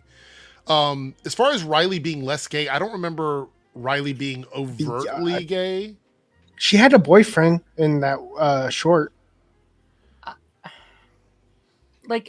There was definitely, before the movie came out, there was definitely a lot of people speculating that she had a crush on the girl in the movie, if that's going to be the direction they would go. And like it was like that. I was like, oh, people clearly don't know what bisexuality is, because they were like, he had a boyfriend, all that kind of things. But like in the movie itself, no, she just like is impressed by this girl and she wants to impress the girl in the movie. It's just normal teenage stuff. That unpacks the whole concept of like these polar decisions from people, where it's either you have to be gay or straight. There is no in between. There's no other you can't course be of friends. action. So, right. Right. Exactly. There's no nuance to anything. It's always one or the other. It's just so weird. Pixar employees laid off before release did not qualify for a bonus for working on the film. So basically all those people that worked for seven days in crunch time that were laid off, there was like 17% of the workforce was laid off. All the ones that worked on the movie did not get a bonus because they were terminated. That's crazy. The movie made $1.6 billion, which means all the money that did not go to the people that actually worked on the film went right back to the executives, back to the studio. Yeah. One employee pointed out that the irony of working on a film about mental health only to have their health insurance stripped away. Holy shit. Oh my gosh. Yeah. Laid off employees couldn't pick up their belongings during work hours as not to make the remaining employees feel awkward. Key cards were restricted to outside of normal work week hours. Paigey, like, does this make you want to fart? Yeah, apparently it does. Yeah. Some employees give Pixar credit for paying overtime, offering time off, and strong health support during the crunch. Well, that's probably because when it was happening, they wanted them to feel like you're so important. You're such an important employee. We're going to give you anything you want. Just finish this movie for us so we can get it out on time. And then you're fired. Get the fuck out of the office and don't come back during the week. I wonder if the executives were feeling any different if they had no creativeness team to make the movies. Well, the executives believe creative people are interchangeably replaceable. Like they believe they can just fire people and hire people. That's just how they feel about everything. Because at the end of the day, everything is a calculated risk for these companies when they do stuff. Until like every single creativeness saw what they were doing and decided. I'm going to give you a perfect example, 3Dub. Why do you think Robert Downey Jr. is coming back for the Avenger films? Because they know he makes money. He is a bankable star. He's not a risk for them. Bringing Robert Downey Jr. back is it's more likely to benefit them. And I will agree. I think it's going to make the movies $1 billion movies. It's more likely they'll have a big hit on their hands by bringing him back. So they don't give a fuck about anything artistic. They just want Robert Downey Jr. back. Mm-hmm. I sometimes feel very bad for the people because I feel like a lot of times the people that actually work at Disney get the bad rap for like, oh, they're just these selfish things. No, it's like those handful of the high ups that are. Essentially ends up being like just it goes down the chain and it ends up with this person in this position that has to let people go, but they're not the ones that made the decision. It's someone 4 ranks above them. Yeah. Like, I feel like most of the people that are actually making these projects care. Like, they have good hearts. They seem to... But the person, yeah. But it's like, yeah, it's the guy that, like, do this and do that. It's the number cruncher, or it's the person that goes, well, shit, if this doesn't go below that, then, or this doesn't come above then I don't get my $1 bajillion bonus for doing fucking nothing. Yeah. Hold on for a second. What do we got here? And all right. I hate that it's so good. Like, I hate that they, under all these circumstances, they made a well, the only thing I can say is fuck the executives and congratulations to the creative people behind this movie, because the success of the movie was not because of the executives. Nope. Reportedly, similar crunch issues are happening on their next film. Everybody's working crazy hours to get Elio fixed. Wow. Okay. One source says Pixar films have to make $600 million to be considered profitable. Disney considers that a true hit if they make $1 billion. This is such a fucked up way to look at these films. Like, how about you base it on a percentage? Like, how much did you spend on the movie and how much can you make for it to be profitable? That 1 billion goalpost has been the detriment of so many movies over the years. Pixar rarely does. Well, Pixar has like $3 billion movies or something. Yeah. It's what? It's Toy Story 4, Incredibles 2, and Inside Out 2. I think that's it. Yeah. Did Toy Story 3 make $1 billion? I don't think so. That would have been a while ago, though. Yeah, that was. I mean, maybe if you did them like today's math, it might. Yeah, that doesn't really. Yeah, now it does. I wonder if what the executives think is like we made the decision to. It was $1 billion. Like, sorry. Put 1.7 billion. Put the movie out in 3 or 4. Sorry, 3. How much did it make? 1.7 billion. 1.7 or 1.07? 1.07. I'm sorry. Okay, yeah. No, I was just wondering. I was like, I didn't realize they made that much. Yeah, 1.7 billion. By the way, you guys, Warner Brothers has canceled plans for a live-action Ben 10 movie. Yes. I'm like, no. Your plan is to make it 99% and then F people up. Okay, here's the thing that people aren't realizing about that announcement. That movie was greenlit back in 2011. Yeah. That was over 10 years ago. That was before the last main show in the continuity wrapped up. And like, I feel like we knew that movie wasn't happening for a very long time. It just got officially announced today. And that's probably so there's a chance that then like another production company probably comes. Was there anybody attached to it when it first got announced at all, or no? I don't think so. I think Diddy. Really? Wow. There's been a lot of rumors over the last several years about a live-action Ben project, or just, like every couple months there's a new rumor about a Ben 10 project, an animated thing or whatever thing. I do think a Ben 10 thing's happening. I do. I think they're realizing how big of an IP that is. But it's a show that trends almost every day on social media. It's got so many stories to make into like TV shows or movies that it would be easy for them to transfer over. Honestly. Yeah, they recently announced a run of comic books that they're going to be making, which I think is a very good sign because there's still an interest in the franchise, right? So I think I've said this. I think those comic books are to return to the OG continuity, to give the fans what they want there, and then if it's in a movie form, if it's in a new show on Cartoon Network, whatever it may be, then they can kind of start fresh there in their own new continuity. Like obviously this is very sad. Like, Ben 10's probably my favorite show of all time. Like, I love that franchise. Like it would have been nice to get an announcement on something. Mm. I don't personally want a live action movie. Like that's kind of been my take.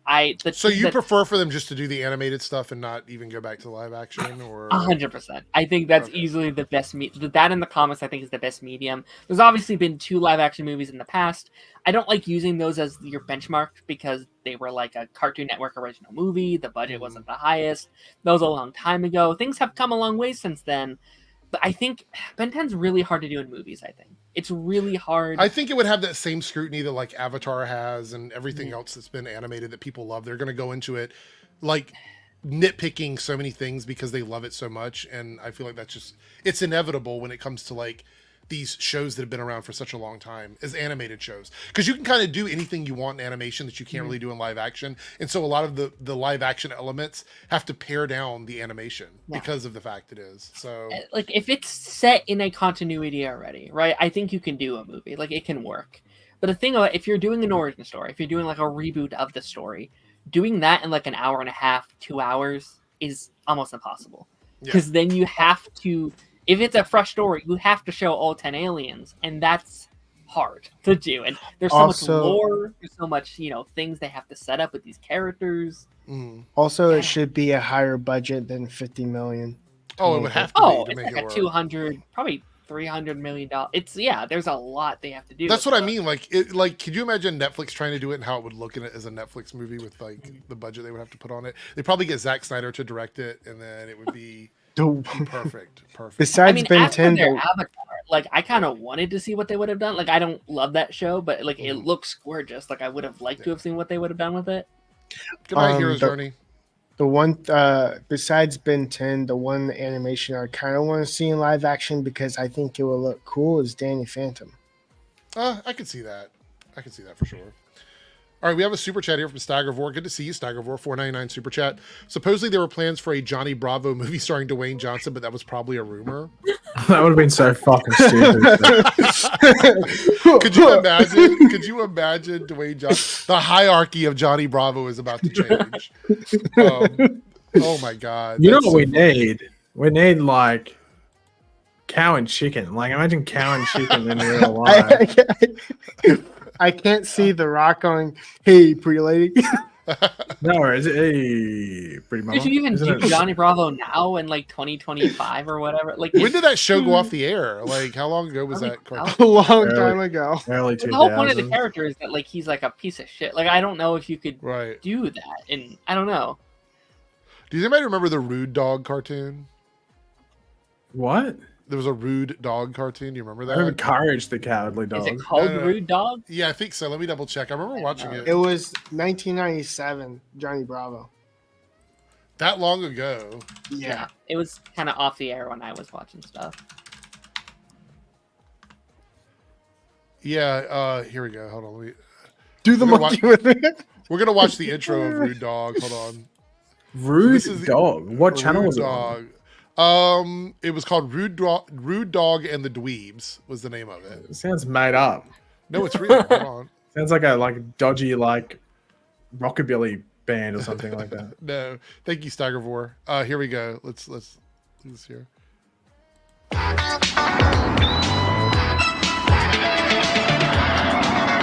Yo, slam your eyeballs against this. I was sneaking and peeping and scoping the scene, copping a major toot.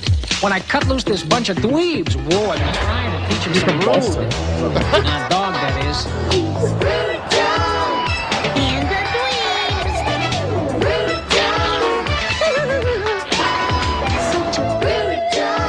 Yo, dudes, get rude. You know what's funny? He sounds like Experiment 2. What's the one that eats sandwiches? Stitch? On Stitch. He sounds like that guy. Oh, maybe. the little one from the one that show. got lost. Yeah, that must be like 80s, Eric, because I've never heard of seeing the show ever before. Staggervore says that cartoon was on CBS in the early 90s. So early 90s. Yeah, it was before I was born. Guess what, everyone? We might have another Green Lantern casting. I don't know if you saw this or not. John Hamm could be one of the names considered for the role of Hal Jordan in DC's and you'll be Green Lantern Ham. Actually, could kind of. I could see it. Do you think out of all the casting we've seen so far, this is the most solid, or the rumors? No. He should literally be Spider-Ham. He was literally born for the role. He was, but this guy's been like, he's been like fan cast for Batman for like the past like 5 or 6 Could you years. see him as an older Bruce Wayne more so than a? I could see him older more Hal as Jordan? Bruce Wayne, like, than but not as Hal Batman. Jordan. I still like Chris Pine. I think out of all the rumored ones. Yeah, So that's the Chris one Pine. that you're like. I think most people I've spoken with think that Chris Pine is the better choice, and we I did think the it's- poll, and everybody seemed to agree. I think it's Chris Pine or Timothy Oliphant. I think Timothy Oliphant, would be the better, more interesting choice. But Chris Pine, I think I'm fine with. Like Gil McGregor seems like such a weird option.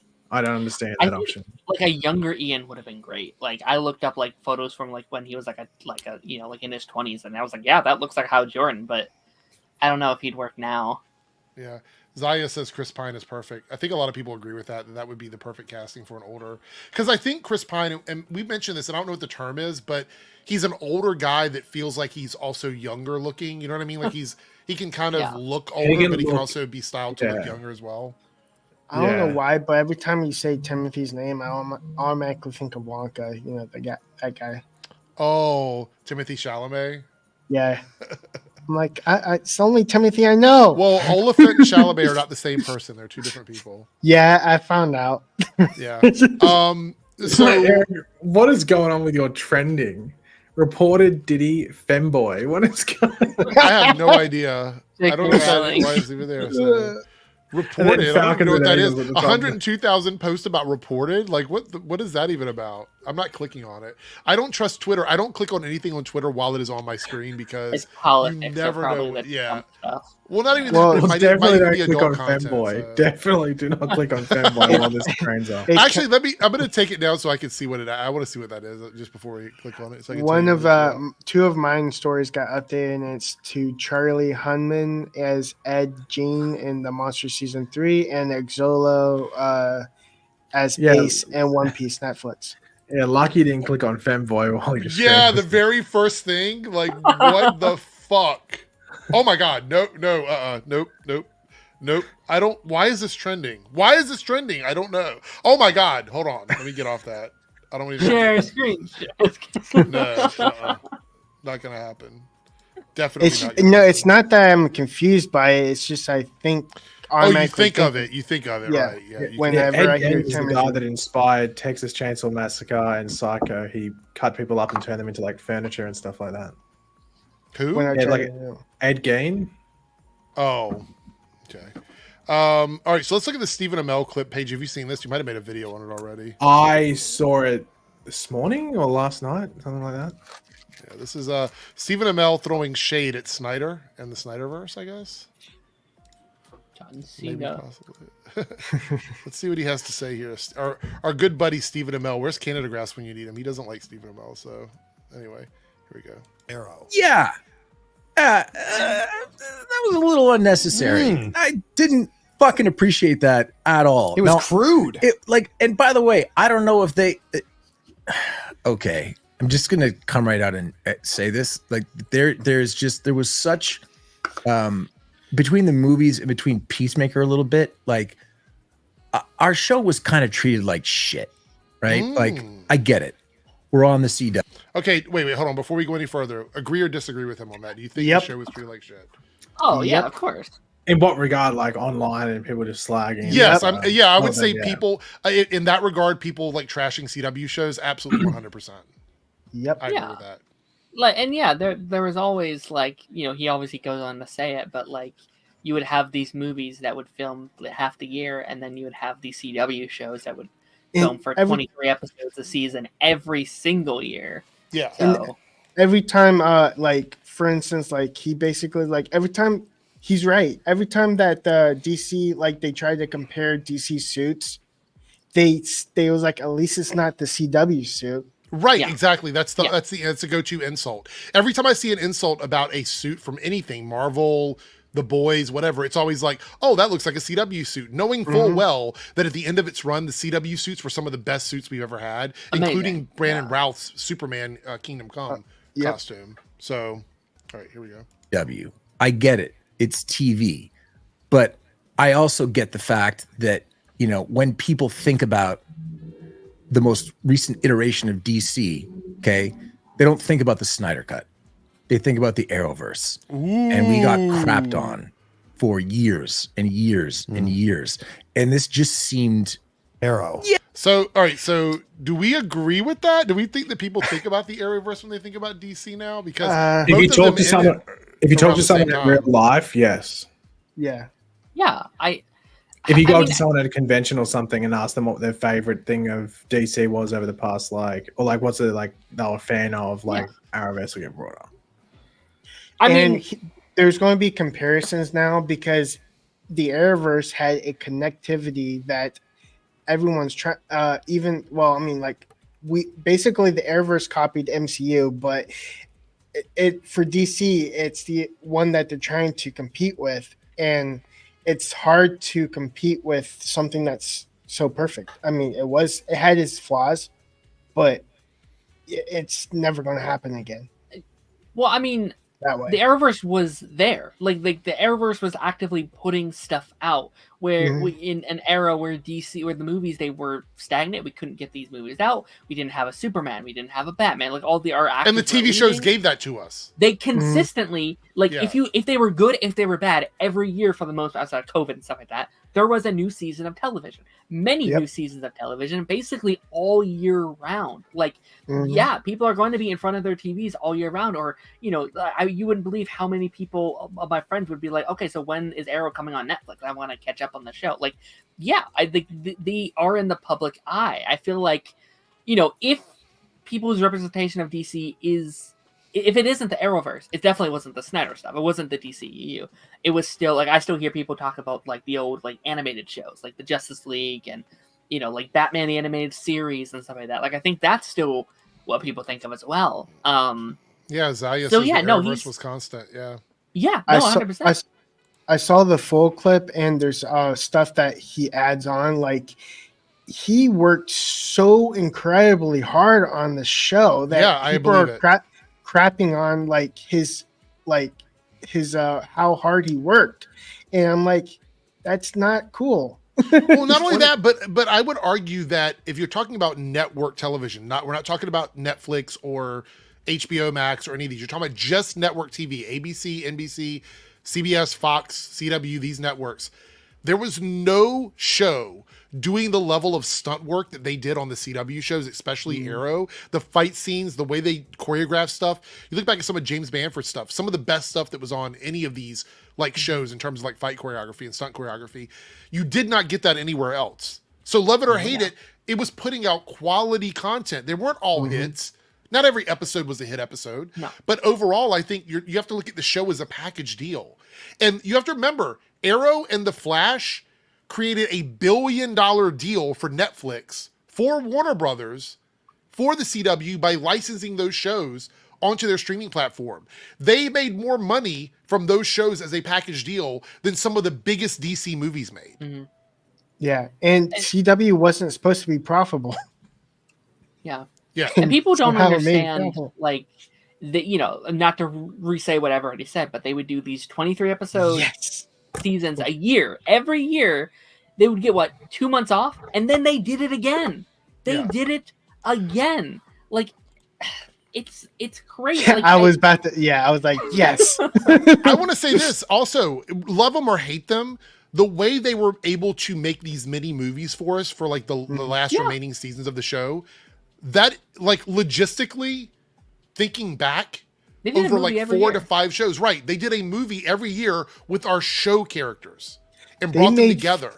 They basically made 5 Justice League movies better than Justice League Joss Whedon version. Yeah. The only thing they were missing was Batman. That was really the only character they couldn't use. They had almost they everybody did else. Name drop him. I did and they did have his face, but they had Kevin Conroy playing Bruce Wayne, but they didn't use Batman. No, I mean like they had the face of Thomas Elliott. Oh on Earth Prime, which is technically Batman if you. To be honest, use your imagination. The fact that they were able to use a Batman in any capacity on the Titans, but they couldn't use it on the CW is just kind of a shame. Because as much as I love the Titans, I think a Batman on the CW would have been amazing. Honestly, one of the things I kind of liked was they retconned the actor that played Bruce Wayne, you know, Thomas Elliott, he was in Arrow season 1 as a different character. Oh, yeah, that makes sense. You're talking about the actor, right?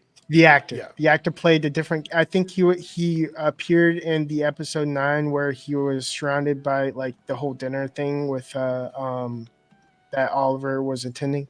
Mm. There's a lot of CW slander that I'm not gonna stand for or sit for. So- I will, you know, to play the other way, I do dislike Steven consistently poking the bear, though. Like, it feels like every time he's on a podcast, he's like, well, screw DC. DC's not doing this well. He's not doing this well. To me, it's very clear he wants back. Yeah, he does. What I mean by retcon the actor, I mean like retcon the character, because the changes of Earth Prime happened after you know, like it happened during Batwoman. So as soon as like episode 8 or 9 happened, they didn't show Bruce Wayne until the end. So they retconned his character. You got to remember, like when Stephen Amell left Arrow and stuff like that, he definitely would have been under the thought, because that was the thought from the studio as well, from Warner Brothers TV, that the Arrowverse was entering its like second phase, if you want to put it, because they greenlit Superman and Lois. They like the Flash was still going to be going on for a few more years. Lots of spin-offs.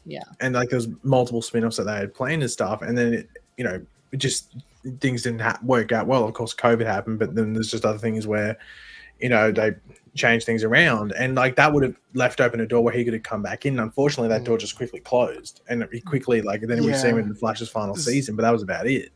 It's very clear to me that he didn't want to be necessarily done with Arrow. Like, it doesn't feel like he wanted to be done. He wanted a break. He wanted like it was family reasons as well, which you like have to understand as well. I think it was. But as kids get older, you start to realize you don't have to be around all the time. You know what I mean? I think that they should have like basically Crisis on Infinite Earth should have like solidified like stopping the shows. That should have been like it, and had a little bit of like a glimpse of what the new Earth is throughout the remaining of their season, but then end. Right. That should have been it. Well, no, I disagree. I disagree with that. I think like because then we wouldn't have Flash season 9. Well, there's a lot of reasons why I don't think that. But that was just Flash season 6, so there was 2 other seasons before that. They were also, before I get into my next comment, I want to comment here on Zaya. This is too broad of a statement. The CW has bad writers. I feel like that's too all encompassing. Oh well, here's the thing. So Zaya, like, no offense, but like, there are like legitimate like professionals in the industry who said like they're worried about the future of writing, especially on TV, because people aren't going to be able to have their school like the CW and like a lot of network shows, specifically CW and like even like Riverdale, like, shows like that where you get 23 episodes. Well, even like to a new writer. Even then, like was it like what was the like ABC Family, and then it turned into like was it like the Hulu Family, like those type of networks where people learn how to write TV. You can do university all you want, but when you're actually in the trade and you are writing legitimate stuff that's airing on TV, you learn your faults and errors. And they're legitimately concerned that like 5-10 years from now, there's going to be either a low amount of writers or the writer quality will be not very good because they haven't had that school. And then you'll get shit things, and then it's bad for the actual TV show. It's not just bad for that person's career because they, well, you wrote the shit episode, but the show gets cancelled because the quality isn't there. So that was the CW allowed that, whether it was because they were brought into the writer's room, and they might not have an episode written by Darren or written by Eric or whatever, but they help in that writer's room process. Now, because there's not someone like the CW or some of those other networks, those smaller networks, they don't get that. They don't get to go in that room and like learn. So unless they know someone, like they know another writer, like they know Greta Gerwig or something, and they can get a bit of a crash course there, like you're not going to get a lot of great writers coming through. Like someone can be a great writer and be on social media going, I write good stuff. But have you actually written anything? Like that's the difference. Have you actually written something that's gone to TV or played part in it? But I also want to point out that it's the same for directors, producers, people that work on set, sound people, lighting people. Yeah, actors, anybody that's like coming into the industry, like, you're skipping over an entire genre of training that you would get to platform onto something else. People like think of Austin Butler, for example. He was doing Disney Channel shows, and then he used the CW and MTV as a platform to do young adult stuff and a bit more mature stuff, if you want to put it, where he was playing a bit of an older character, and then he was able to use that to then get into movie roles and stuff like that. I also he just think needs there's someone like that. also think there's like a factor of the CW like stonewalling what they originally wanted, so they have to change the script a bunch of times to get yes up the ladder. Meaning like there's a lot of things that have to go in the script. They have to get yes from the CW, they have to get yes from DC, they have to get all these yeses. If one of them says no, they have to go back to the drawing board. Yeah, no, I mean that's true, But yeah, ultimately, I agree with what Stephen Amell said. I think that the CW has been a punching bag for a while. But if you overlook the limitations of them being on television, they were giving us stuff that the studio either refused to give us or they were incapable of giving us. And they were doing it in a way that seems logistically impossible to give us these big crossover events. Think about what we got in live action because of Greg Berlanti and the CW shows. We got some stories and characters we would have never seen in any other capacity. Goldface, like, never would have gone. The elongated AJ likes man. the metal. If you take out, and I can't believe I'm saying this word in front of him, but if you take out Smallville, if you take out the entirety of the Arrowverse, very little live action like superhero characters. Like so many characters like Dr. Fate and all these characters that we would have never seen until recently in live action. Like it's just keep in mind the only reason I ever wanted to come back and start my YouTube channel up again was because of the Arrowverse shows. That was what caused me to come back. By the way, and I would guess a lot of people in this space only have channels because of Arrowverse shows. 100%. Yeah. Well, just Zaya, for Daredevil, the guy that did season 1 of Daredevil said he used Arrow season 1 as like not a blueprint necessarily, but he was heavily inspired by Arrow season 1 and some of the techniques they used. Without Smallville, there wouldn't be Supernatural. Just saying. But Smallville and Supernatural also fall into that category of shows that had room for people to be directors and writers and actors that are trying to get into the industry, and that is their first step. One of the big jokes, if you watch a lot of these like Netflix shows, honestly, or any other network where they do these young adult shows, if they're talking about people trying to break into the industry, they're almost guaranteed they're going to be like, I got a job working in the CW. I mean, that's kind of the running gag, is like you start out kind of at the CW, and that's not a bad thing. You get some really big stars out of that. And there are people that go there that have launching pads off of that platform of being on the CW. I mean, it's not a negative to be involved with the CW, and it's used as, like he said, they got shit on for it. Basically. I had to laugh at one of like Tom Welling and Jensen Ackles conversations where they were filming the Winchesters, and they finally got a scene together, and basically after the scene he basically was like 15 seasons. All right, so we got a couple more small things to wrap up before we go. If anybody has any last minute super chats to support the show, please feel free to do so. And if you're watching and you haven't subscribed, please consider subscribing, leave a like, and you can come back and watch this all on replay later, or you can just use that little red bar at the bottom and go all the way back to the start. Steigervore had another super chat here, $4.99 super chat. It was mentioned that Rude Dog is being planned to be revived as an adult animated series. All right. That makes more sense than a kid show. Well, it was Rude Dog and the Dweebs. It was about this cool dog that had a bunch of like really geeky friends. So I think it'll be interesting to see if they come back and bring that back. It kind of reminds me of that Oliver's Company where the cool dog just goes in and like what was that? There's a cool dog on the Oliver's Company with it. Basically it's about a cat getting lost, and it's a Disney dog. movie. It's a Disney movie. Okay, I haven't seen that one then. Like why am I no reaction? Seriously? Has anybody seen the trailer for The Wild Robot? It says it's 100% on Rotten Tomatoes. It's been one of my most anticipated of this year. What's the premise of it? Because I see it now on my. I don't even know the exact plot of it, but it's about a robot who's stuck in the wild with all these animals, and he's trying to save like this little duck. It's a DreamWorks movie. It's based on like a children's book from like the 2000s. But you think it's going to do well? You think it's going to do well? No, because it's coming out the same week or the week after Transformers, and I think Transformers is going to. It's weird. It's really it's a weird robot movie too. It's going up, and they're both like highly rated. Like like the Wild Robot's 100, Transformers is 91. So it's cool that they're both doing well, but like, yeah, I don't think it's. Sex Cauldron. I thought they closed that place down. What? What? I don't even know what, Who that, was what that? that is. It That was was you Peyton. because I could see it coming from your screen. So No, I was coughing. Oh yeah, sure. Yeah, right. Sure. All right. So this is one of the last major topics we have, which is taken from a clip where Valkyrie from, I guess, I don't know if this is on Twitch or YouTube or where this was, talks about the Minecraft movie and Jason Momoa. And 3Dubs, you have more to add on to this after we watch the clip, I guess, about stuff that was said. You said that she made some comments after this about like Jason Momoa, right? Isn't that what you said? Yeah. Okay, we'll watch the clip and then we will 3Dub can fill us in if he wants to. Where's the clip? I have to. Who are we talking about? I was totally blanking. Jason Momoa. Yeah. Oh, Jason Momoa. Oh, yeah. Okay, now I remember. Okay. Sorry. The screen is, this box has disappeared on me. What is happening here? That was weird. All right, I'm gonna close again. All right. There we go. All right. You waiting goldfish? What are you waiting? Oh, me? Lettuce. Lettuce? I just got a bag of lettuce. Oh, all right. Well, Where's your bunny ears? Where's your bunny ears? Okay, question. this is low. Worst celebrity or streamer experience? You don't have to say the name. I will say the name. Ooh.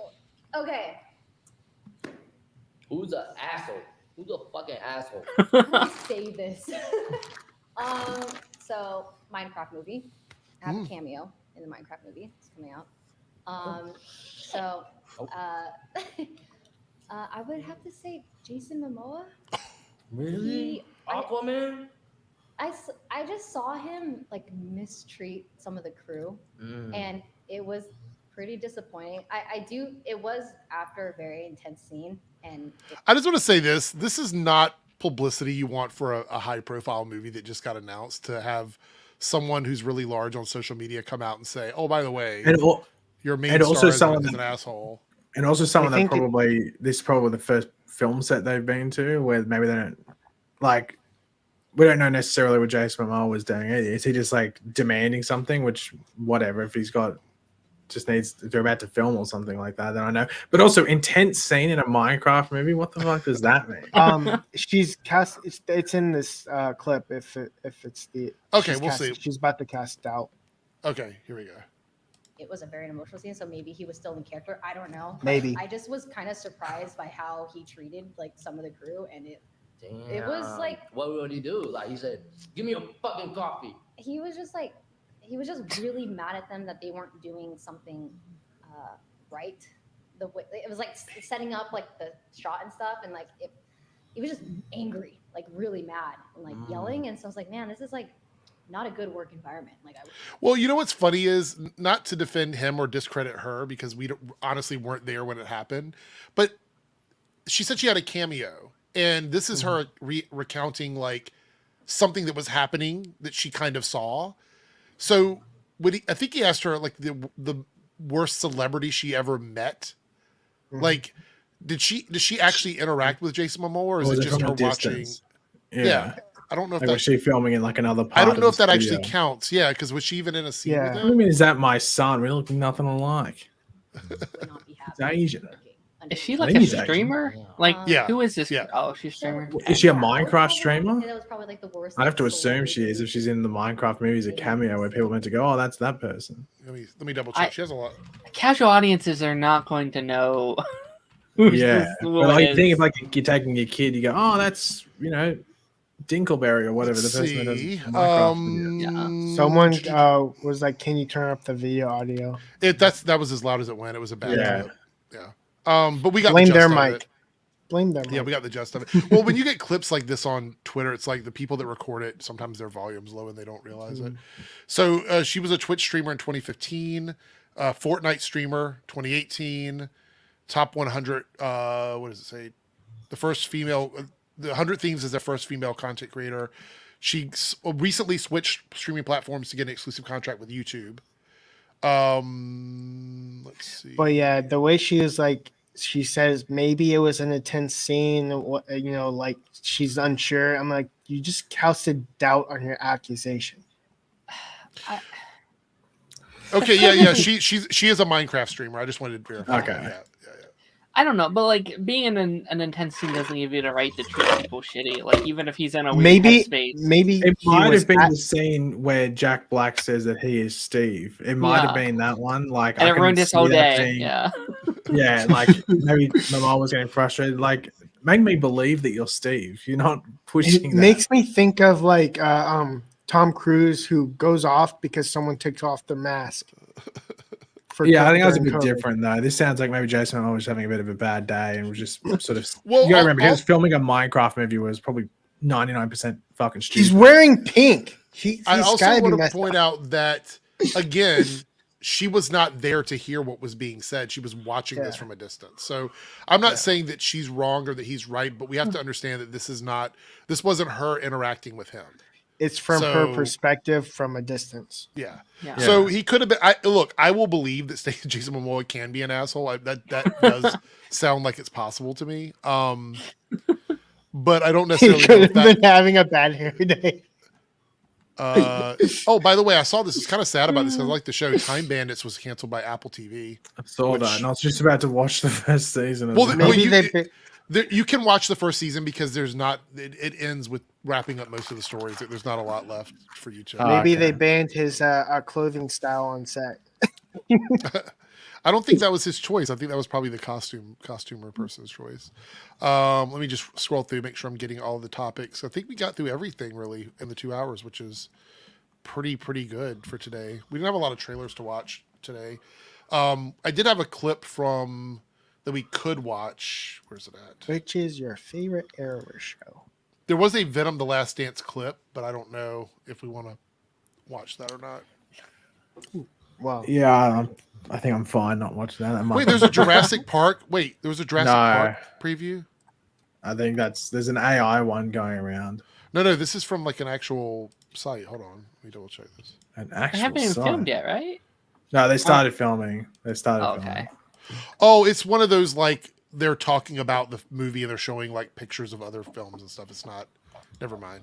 No, we're not gonna do that. I'll tell you what I want to see. Like I know it's like I want to see Jurassic Park, but I want to see like what it was on the island where number 2 and 3 are, but when it was still functioning, and then as they're escaping there, because you never see that. I think there might be a video game about it, but I think it's a shit one from like the late 90s where it's like looks like ass. So the last thing I saw here that I was going to talk about was that there's a rumor. Again, it's a rumor. It doesn't say where it's from, so it could literally be made up. Does it say Fantastic might? Four, likely. So this is the same difference. Okay. Might. Fantastic Four is likely to be delayed to November to take Blade's spot, leaving the entire summer for Superman. Yeah, that's just someone guessing. You think so? Yeah, 100%. I mean, we've said that on here for the last like month. Yeah. Like, yeah.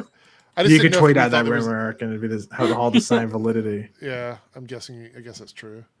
All right, so that's pretty much it. Does anybody have anything, other topics that we didn't talk about? O3W, you talked last week. Someone a topic at the very end, so I'm giving you an opportunity to do someone brought up like you see Floppy Bird is coming back by some crypto bros. So yeah, yeah, mate. Floppy Bird was like okay, but who cares?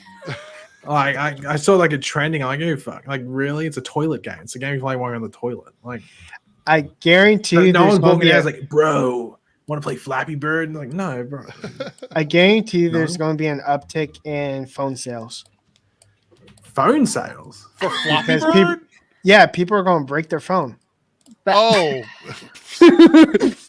I will say, back when it was out, it was like the biggest thing. Like everyone. was Yeah, but playing that's it. also when like there was nothing on the phone. Like there Yeah. was Fruit Ninja and Flappy Bird. Like that was about it.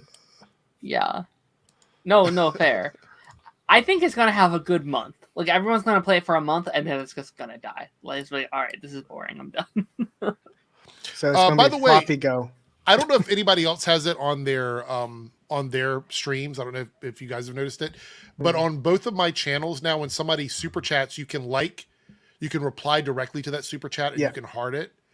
So if you see super chats that you like and you want us to get to quicker, reply to those super chats, engage with the people that are dropping them, show them a little bit of love for contributing to the show. If you're here just hanging out, by liking and hearting the super chats. So, But I think it's only for people, unless I haven't seen what it looks like on the YouTube. But from what I could tell, it's only for people that own StreamYard.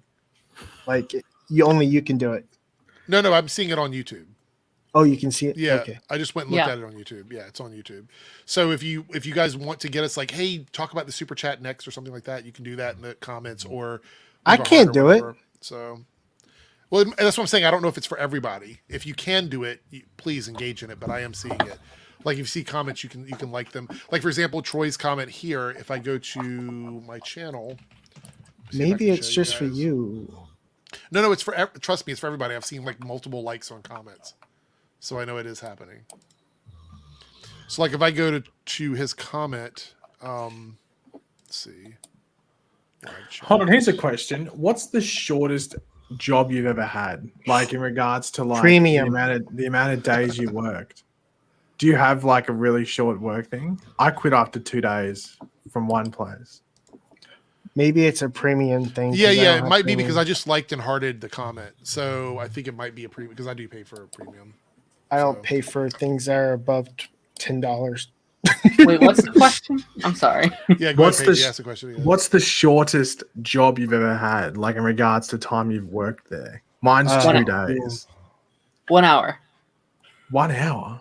I got a job at a place and they had me work the first hour and then they sent me home. I was supposed to come back the next day and I called them like, I don't want this job. Yeah, I got one. 1 week. Apparently they don't like when you get hurt. On duty.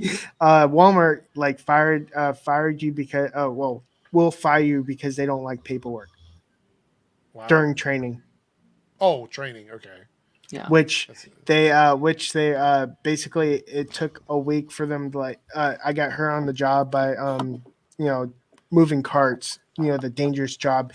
Funny enough, well not funny enough, but dangerously enough, someone got hit by a freaking car and there's no hazard pay. Oh, well, that's not good. Troy with $2 super chat says, "Who's up for some Flappy Bird? I flap hard." Well, thank you for sharing with us, Troy, that you flap hard. TMI. So, for me, it's hard for me to remember because I've been doing my job. I own my own company. I've been doing it for like 25 years, so I don't really know what my shortest one would be. I'm trying to think. Well, my 2-day one was when I was 20. And it's because the job required me to like stand in the sun, like Australian summer sun, doing like just standing there, which sucks. I'd rather be moving in the sun. I was standing in the sun. I was like, no, I'm not doing that. I'll die. Yeah, sounds awful. I don't really have a short one. Every job I worked at was like pretty long, like in terms of the time I was there. I guess the shortest one would have been like a year, maybe. Oh yeah, that's fair enough. Like I think after that 2-day one, I think it's like 7 Well, months I'm going to tell you a the story next one about a after job that I had that was like they tried to get me in trouble. So I worked at a music store called Camelot Music. It's a very old, it's a company that no longer exists. Did it have like castles themed and stuff like that? No. It eventually became FYE, which also I think is no longer in business. But I worked there for a really long time. And in my store, the manager and the assistant manager were locked in. They weren't going anywhere. And I had been in the training management program for a long time. I was like there was like a key holder assistant, second assistant manager, and I was the next level down. So I was literally opening and closing the store, doing minor paperwork, but I could never move up in the company because there was no spots in my store or any of the local stores. Okay. So our district manager comes in and says, "Hey, we have a spot opening as a store manager." Like they wanted to take me from like the 4th person in line and bump me up to a store manager, give me all of this money to go work at the store. But it was like an hour and a half away from where I lived. And I was like, okay, so should I look for apartments down there? What should I do? And she was like, well, why don't you go down there, see what you think. We'll send you down and we'll start you training in that store. So I'm like, all right. So I go down to the store. I get there and I'm doing my normal stuff. The person that was working there was the 4th assistant, meaning that their manager, their assistant manager, and their second assistant manager all quit. Now, I don't know why this happened. I tried to get some information on this because it all happened at the same time. I never got the answer to this. This was the same week that the Wu-Tang Clan was releasing a brand new album. Okay, and I remember this. It's relevant to the story. So I was told, because our release days were Tuesdays, and they were like, you have to get everything up and running by Tuesday. I was like, okay, no problem. So I'm there on a Sunday. We're getting everything out, pulling all the understock out to put out on the shelves. And I noticed as I'm scanning these things that there were 2 crates of CDs that were just gone, of Wu-Tang CDs. Wow. And I was like, that's kind of weird. So I go into the system and I'm like, we received X amount of crates and 2 of them are missing. And this is a big release, meaning we probably would have gotten close to selling out of them at this point. Because this was before streaming music. So everybody bought CDs. So I leave on Sunday. Monday was my day off. But I knew that other 4th assistant was working. So I'm staying at the hotel nearby because I knew we had a big day on Tuesday. They didn't know that I was staying nearby. It was literally across the street from where the store is. I go into the mall, the parking lot where the store is, to drive in to get food because that's where all the restaurants were close by where I was. They were taking boxes of CDs out of the back door of the store. Like stealing crates of CDs and cassette tapes out of the store. And then I'm like, oh, this makes sense. This is why all the other managers quit, because they knew this was going on and it was happening right under their nose. It's a heist. Right. So I figured out because I kept calling the district manager. This was during the week that we were getting this release. I need the keys to the store because I didn't have my own official keys to the store. I need to know the information for the safe because I didn't have the number for the safe. I need to know all the banking information, getting no calls back, getting nothing back. I realized, because I'm a really smart person, actually, I realized that the company didn't want to take the hit, or the district manager didn't want to take the hit for all of this theft going on. All the other managers quit. They needed someone to be stupid enough to get caught with all this happening, and I was the person that was supposed to take the fall for this. That's what they wanted. After working in this company for like 7 years, I'm like, okay, this is completely fucked. I was the most expendable person. So what I did was I literally put my key, the key that I had, the temporary key I had, in the safe while the assistant was there. I told him, I said, I don't want to know what the fuck you're doing. My key is going in the safe. Good luck with your shit tomorrow. I quit. And I quit my job that day. I left that day and quit completely because the district manager was not responding to me. The store manager from the store that I came from was not responding to me. No one was giving me any information. And these people were stealing crates of merchandise out of the back of the store. What was the next job you went to after that? Well, this funny thing was the competing store, which was called The Wall, and they were known for being a popular music store because they had a thing where you got a sticker on your CDs, and if you ever damaged them, you could come back and just exchange them for a brand new one, and that was like what they were known for. They loved me so much. They had been trying to get me to work there for ages because I knew so much about music. I went into that store. I left from the store that I quit that day. I went into that music store that same day, and I said, hey, are you guys hiring for any management positions? Because I'm free to work now at this point. And she said, but I thought you were still working at Camelot. I said, that's a long story. Do you have any spots available? She said, yeah, come back in a week and you'll get an assistant manager position. So I literally went from Camelot directly to, like, there was a 1 week gap in my employment there. And by the way, I never heard anything back from Camelot. I got my check in the mail and that was it. I never heard anything back from them after I quit. Wow. And to this day, I'm pretty sure they were trying to set me up to basically get fired and held accountable for all of the shit that was going on in that store. Because why did the other managers quit? They probably weren't getting answers from the district manager either. And the district manager needed someone to take the fall for this. And they were like, if we put a brand new manager in there that isn't familiar with the store, within like a week's time when this Wu-Tang release comes out, and there's 2 fucking crates of CDs missing, I'm going to be held accountable for that. They're going to be like, it happened under your watch, so now you're responsible. We're going to fire you. No. Not going to happen. Too smart for that. I never looked back at that company. So that was my funny story. We do have a super chat here from Troy. $5 super chat. Fucking hilarious. I used to check CDs and return them to Camelot and Sam Goody, especially during the Woo era. Purple tape peeps know what's up. Yeah, I mean, it was happening all the time. The assistant manager ahead of me at the other store told me afterwards, get this, when he would work in the mornings at the music store, he would fill up FedEx bags with CDs that he wanted, and he was acting like he was taking them to mail out in the mornings so he could get them out of the store. And steal. He was stealing from the original store that I was in. So what? That was stealing the CDs and then selling them for like half the price on the. Yes. Yeah. I got one final funny story because I'm sure people want that streamed around and stuff. Yeah. This isn't my story, but I worked at the same place. So one of my mates was working at the race course in Sydney, and one of the race courses there. Your Which is pretty dog much is hilarious. I'm sorry. No, it's all good. And it's pretty much just like wheeling alcohol, like the alcohol from like the truck into like the back and stuff like that, like a simple thing, like on a forklift or a trolley or something like that. And this guy from school rocks up, and they recognize each other, and they're just talking to each other, and he's bringing in these crates of like lemons and stuff because it's at a race course, they're serving drinks and stuff like that. They're having a chat. The guy walks off. He looks at the van. Guess what the company's called?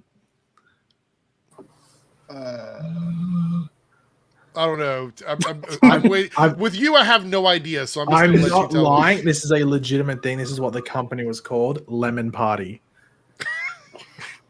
I no word of a lie. That is what the company was called. Lemon By the Party. way, anybody in the chat that doesn't understand that reference, don't Google it. I'm just telling you right now. Don't Google it. Yeah. But, yeah. Well, I know that Eric used to work at a restaurant called Blue Waffle as well. So no, I was did always not. an interesting Don't one. Google that either. Don't Google that. So, look, Serenity says this about the other managers. They were all in on the stealing. They stole some stuff and then quit. Yeah, I wouldn't be surprised if that happened either. Which, by the way, that dog story is so hilarious. Wait, hold on. South Texas Shark has a question. Jared, what kind of dog do you have? A pit bull. Storing one up there. I have a pit bull. Yeah. He's very relaxed right now. So. Yeah. Jennifer, I feel bad for you, Jennifer. I know what both of those mean. I feel bad for you. Blue Waffle is definitely more confronting. Troy says we may lead different paths, but I feel like we would converge at some point, fellow DJ and stuff. Yeah, it's possible. It is possible. It's funny how like you quit this job and got into music, and then you're now a DJ. Yeah, and all the other people that I worked with don't have anything to do with music anymore. None of them work anywhere when it comes to music, so that's kind of funny. Anyway, thanks everybody for coming out. Oh look, there's Doggy Cam. Look, he's out. Thanks everybody for coming out. I appreciate it. Thanks 3Dub, Darren, and Paigey for joining me. I'll be live again on Thursday. I'm sure we'll have more news to talk about. Maybe some Bo DeMeo updates because I saw there was some other stuff trending on social media today. Oh, but I'll wait till Thursday to talk about under that. Diddy, or is that another? Yeah, maybe, possibly. Thanks everybody for the support, and we'll see everybody next time. Have a great night. Bye.